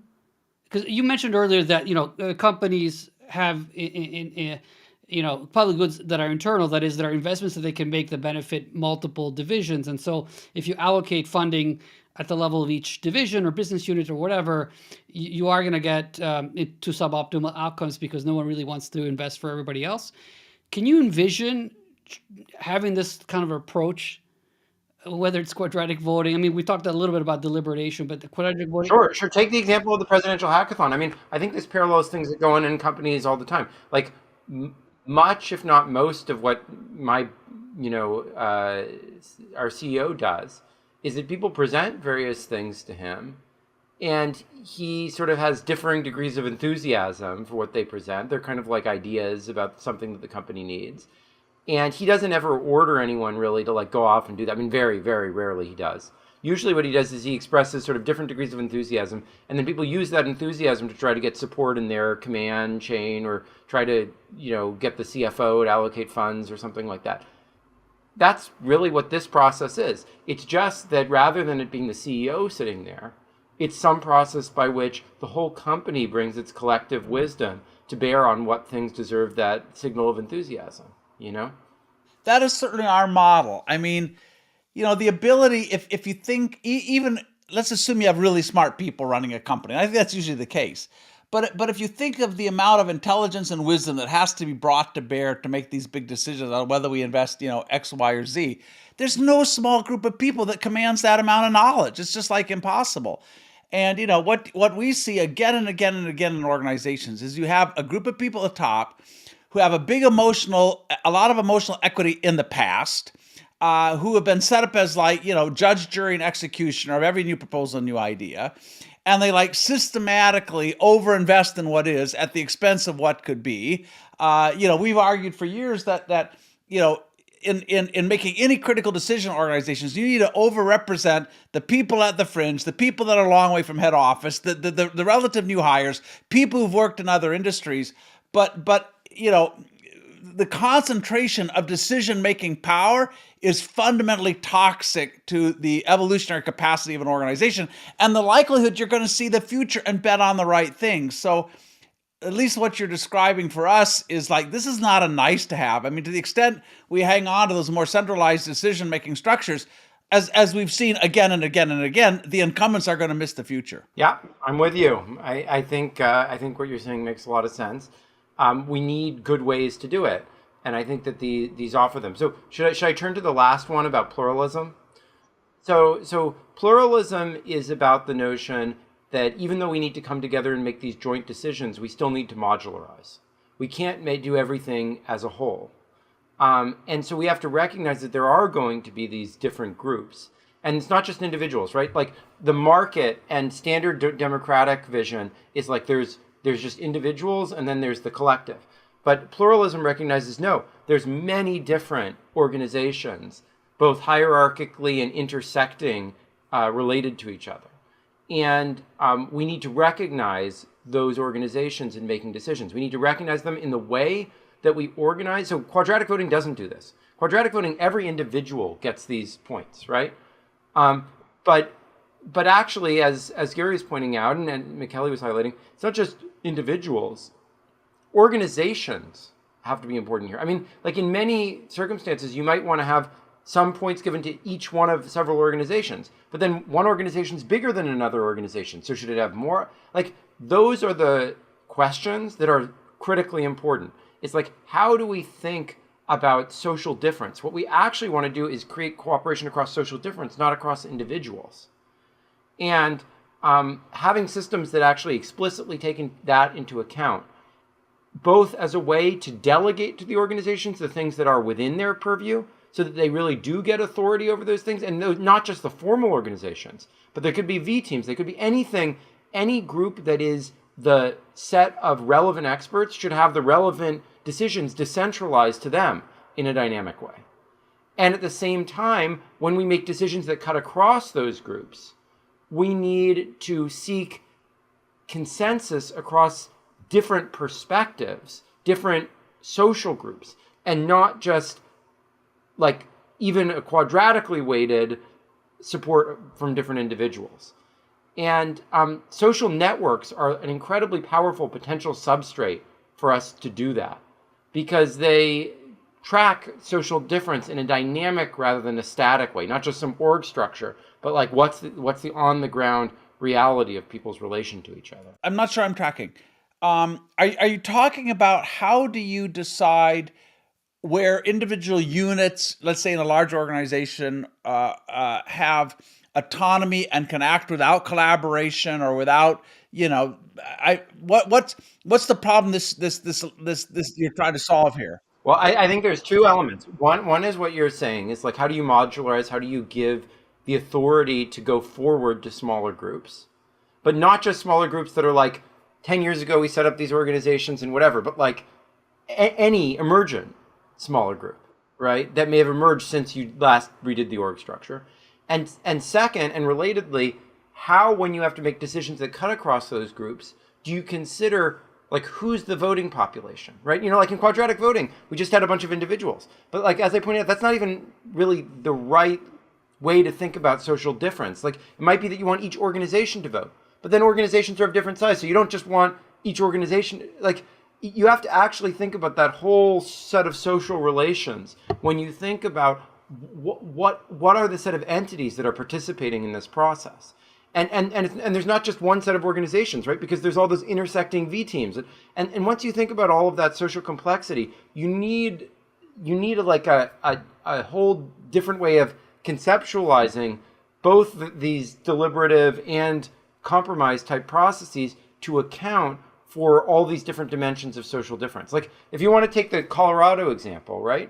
Well, they just did it with the members of the Democratic caucus. But what if you had the Democrats and the Republicans? And within the Democratic caucus, you probably have the Black caucus, and maybe there's some Republicans that are part of the Black caucus. And like, how do you want to keep track of all that stuff when you think about like, what are the sources of, this quadratic thing and whatever that you actually want to take into account?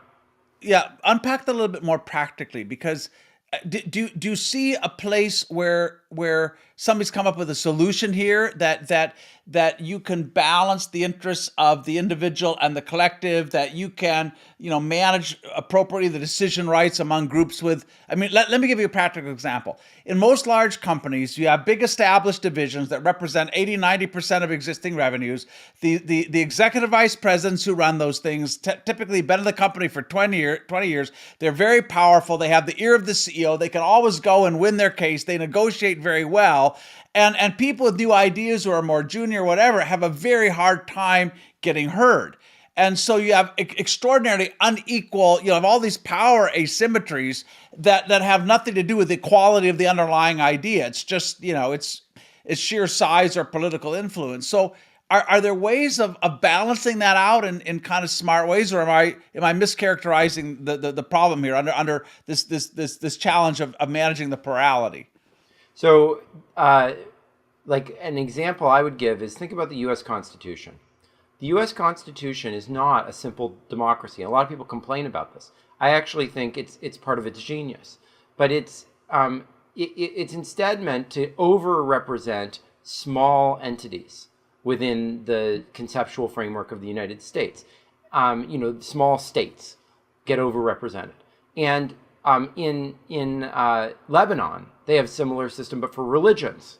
Small religions get overrepresented because there's a history of religious violence there, and they want to avoid conflict between those religions. That may not be the best advertisement, but keep going. well, yeah, but so those systems are very prevalent. I think are very important, and yet also we have a lot of reasons to be skeptical of them, right? Because they don't really keep up with the times, right? The states are no longer the main divisions. Now our main divisions are ethno-racial, they're political parties, they're rural versus urban, etc. And so what you'd really like to do in some ways is like have federalism to the African-American community, so that if there was like a murder within the African-American community, it should be African-American police, African-American, within from that community, judges, jury, they should be judging that. Do they want to defund whatever? They should choose. It doesn't really affect anyone else. I'm not saying that every murder is that way, but really it's something happening within that community in the same way that, states manage the murders within those communities, right? Unless it's an interstate murder. So like you'd want to be able to delegate to those things. But the thing is we don't have a dynamic way of tracking those lines of difference. Our ways of tracking lines of difference are extremely static. They're stuck in the past. And conversely, it's not just that notion, what I would call subsidiarity or delegation. It's also the issue of finding consensus. So like, the Senate overweights those small units, but it doesn't overweight African Americans in the same way, or it doesn't overweight like, small religious groups, or like there should be some way to keep track of when there's a marginalized social group, just as you were referring to, Gary, and overhear the voice of that marginalized social group. Because those marginalized social groups are the ones that are not going to be as homogeneous as the other ones, and therefore are going to bring those different perspectives that need to be heard in the process of decision making. And Glenn, is there a mechanism of sorts that helps you? I mean, is this still like a conceptual idea, or is there something that allows you to find the right locus of localization, which is not just as you say about geographic, or it's about finding the right kind of dimension of intersectionality, I guess, to bring to bear, right? Well, we haven't figured out all the mechanics of it. We're working on it, and we're actually trying to start. We should include you guys. Actually, we're trying to start really a new field of academic research that will be around trying to build these types of mechanisms. But I think that social graphs give us a powerful tool to use in thinking about this, because they make the notion of social distance much more precise and much more dynamic and flexible, right? There's all kinds of operations you could apply to social graphs to think about, are these people from a different or a very similar perspective, right? And in fact, they've been used for that purpose in science studies. There's a wonderful set of work that I really recommend to you guys. You should check out, by James Evans, where they use the graph of co-publications in science to understand the social dynamics and to prove that most innovation comes from bridging previously non-communicating scientific communities, rather than either from isolated genius or from the existing organizations, right? And so that harnessing that power of surprising connection, I think, is the key to organizational performance, to scientific performance, to economic performance. And that's the sort of thing that we need, and as well as to solving problems of social justice, as we were talking about in politics. Yeah, I mean, certainly this challenge of how do you hear the underrepresented voices? I mean, that is something that, is absolutely crucial, and probably we're not very good at that.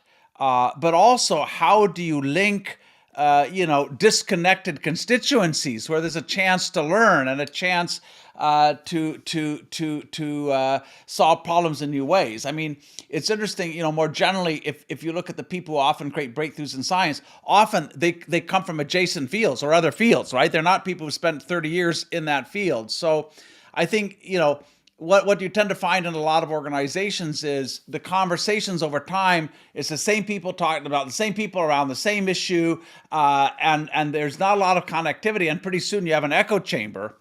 So if that's part of the problem you guys are working on, that seems to me like super, super critical. Yeah, so those three elements, deliberation, compromise, and pluralism, to me are the core of what makes for functional small groups. But, just as we pointed out with the pluralism, the incredible opportunity that we have with large groups is there's going to be so much more pluralism. There's all that greater potential energy, but we haven't figured out how to harness it in a way that addresses these problems. And that, to me, is sort of the essence of what social innovation can empower. So, Glenn, can I come back, though, to something you mentioned earlier? Because it seems to me, and you'll correct me, but I think there's something that precedes the kind of deliberation.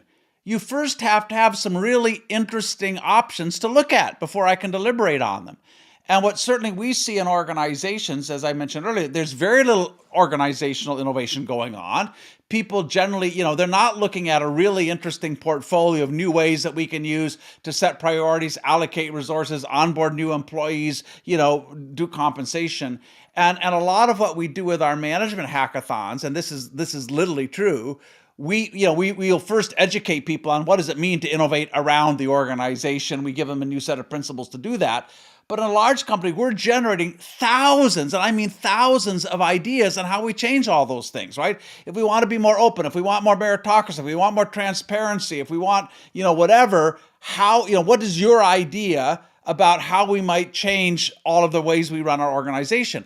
And so for us, always the first step is, how do you generate a really robust portfolio of options?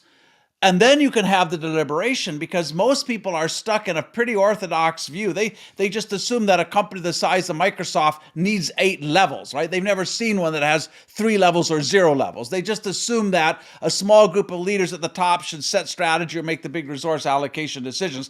They just assume that your boss is in charge of your career or has the biggest voice in doing performance review.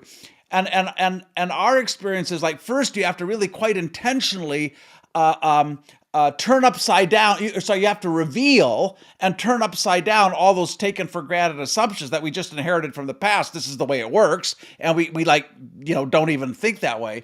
And then you have to be quite intentional about creating a really robust portfolio of alternatives. And then you can start to deliberate on them, and then you can turn them into experiments. But I think, most organizations, most struggle with this even in products and technology. They don't have a very robust, a very large population of new strategic options and alternatives. Certainly when it comes to innovating around the organization, they have, in my experience, like, very few have any process that generates a really interesting and rich array of alternatives to the status quo. But see, to me, that's exactly what the pluralism element of this is about.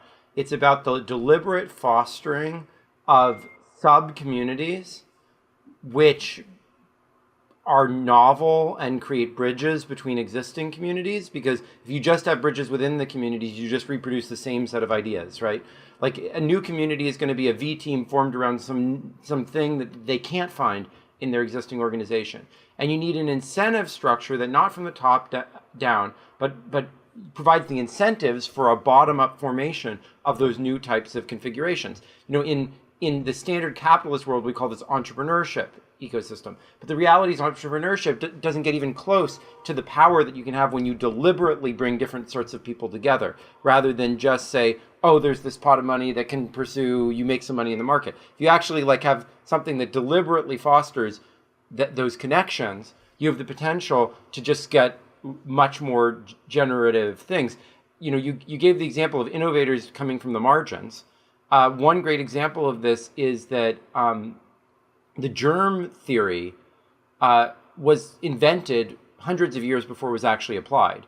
It was discussed, but it wasn't really used in a practical way to address the problem until there was a person who was, I think, a surgeon, a physician, and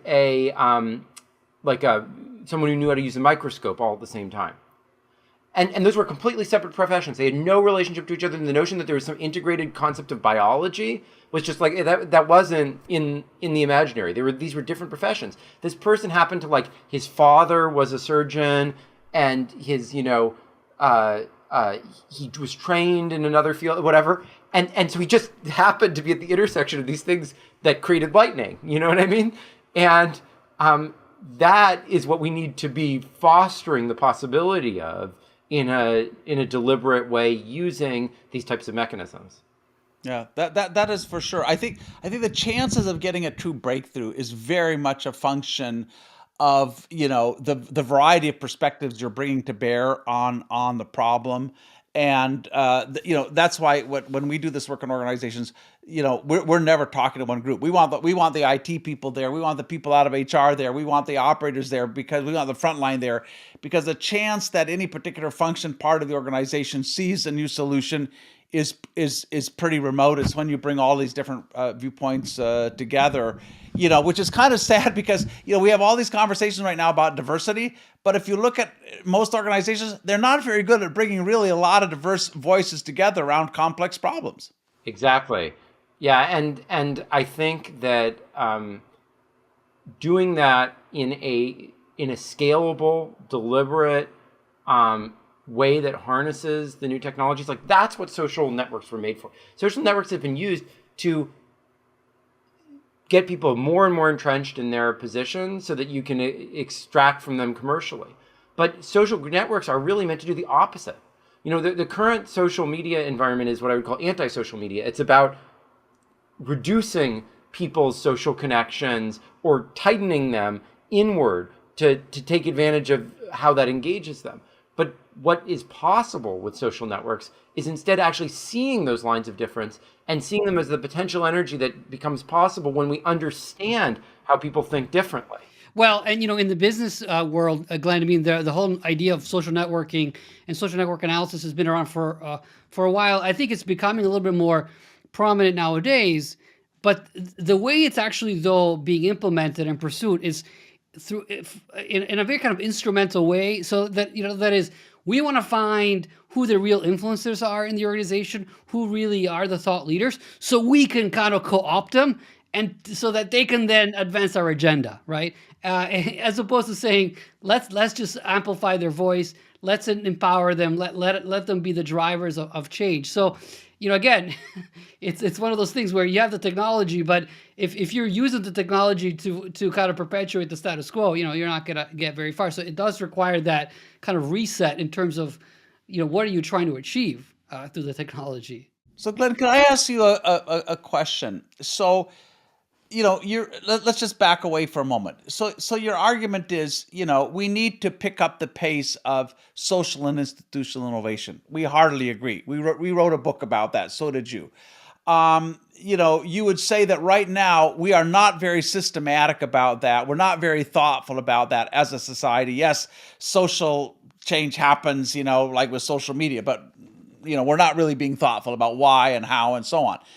So what are you saying to your colleagues at Microsoft about this, right? If you're talking to your boss, the chief technology officer at Microsoft, if he's talking to the CEO, what does Microsoft need to do, and or what are other organizations? Now, maybe we can end on the highest societal level, but just within an organization that's responsible for keeping pace in this crazy world. How are you telling them to become more thoughtful, more experimental about how they run your own company? It's funny, Gary, because I have a lot of different potential things I could speak to at Microsoft. And I've ended up not speaking as much to the internal organizational things, even though I talk a little bit about it. I end up speaking more to the intersection with the broader politics. So I've definitely told people about these ideas, and there's interest and even enthusiasm for them, but I haven't had sort of the concerted way of trying to bring about change there that would really be required. I think folks like you would focus more attention on doing that. I focus more on the intersection with the broader political environment. So if we take the broader environment, there's plenty of reasons to be a little bit pessimistic right now about how we're, handling all this. As you were saying earlier, even, as we think about a plural society, even the ways we divide ourselves up and think about ourselves has been changing radically, way faster than our political parties can kind of reorient around that, and new kinds of fault lines are opening up all the time. And we know that trust in large institutions of all kinds is at an all-time low. So how do you think about solving it at the society level then? Well, I think that the most promising routes involve a plurality of ways of getting there. So I think you have to, if you want bottom-up innovation, have cultural artifacts that inspire people to do things from the bottom up. You need to have technological structures that give them the possibility of experimenting with things. You need to have academic research that breaks open their way of thinking about things and forces them to confront ideas that are bolder and also that are sort of optimized to achieve those other types of goals. So I believe in operating on all of these fronts, but to really get the sort of catalysis of social focus around this, I think the most compelling route is actually the story of Taiwan. I think the story of Taiwan is extremely compelling for this moment in the political systems of liberal democracies, because it appeals to people who are on the right. They're on the front lines against China. It appeals to people on the left because she's the first transgender minister of a major government in the world. It speaks to markets and democracy, to decentralization, and to solidarity all at the same time. And she's just an incredibly compelling person. So I believe very strongly in working with and the narrative of that story as a way to catalyze the sort of common focus on this that we need. And Glenn, so where can people find out more about the Taiwan stories? Do you have any? Yeah, there's a great Wired piece called "How Taiwan's Unlikely Digital Minister Hacked the Pandemic," and there's a deeper piece on the Radical Exchange website called "Taiwan's Digital Democracy." Both of those are really good entry points. But Audrey also has infinite podcasts, and she and I are working on a book, so hopefully that will be an even deeper exposition of some of these issues, and hopefully many more things as well. We can put some of those links in below, and people can go deeper. Glenn, you've been super generous with your time. Just one last question, if I could, and it's just triggered by what you said about referencing the pandemic. So, if there's been one test of institutional competence, it has been this, and it seems to me a lot of institutions failed, and failed miserably. So, do you have a sense as to whether this actually, will teach people the right lessons, and this will be a spur to institutional reform, or do you see things, especially getting normalized back to the sclerotic mediocrity that we had prior to COVID-19? I think there's a reckoning coming, but whether it goes one direction or the other is a question. I think that the China model had some real successes, and I think there's a real attraction there, especially for a lot of the developing world. And I think the Taiwan model had many more and much greater successes. It's less known, and less known partly deliberately because of who doesn't want you to know about it. But I think it's a much more promising one, and I hope that's the lesson that we take instead. Okay. So more pluralism, more digital democracy, right? And more concerted action, which I think are great lessons, not only for institutional innovation at the societal level, but within our organizations as well. And maybe we close it there, Glenn, after this marathon discussion with you. We're so grateful that you shared all these amazing perspectives, and we'll keep following your progress at Social Exchange and beyond, right? Because we need more of these ideas and more applications of them. So thanks again so much. Looking forward to working with both of you guys on it. Thank you. Thank you, Glenn. Bye.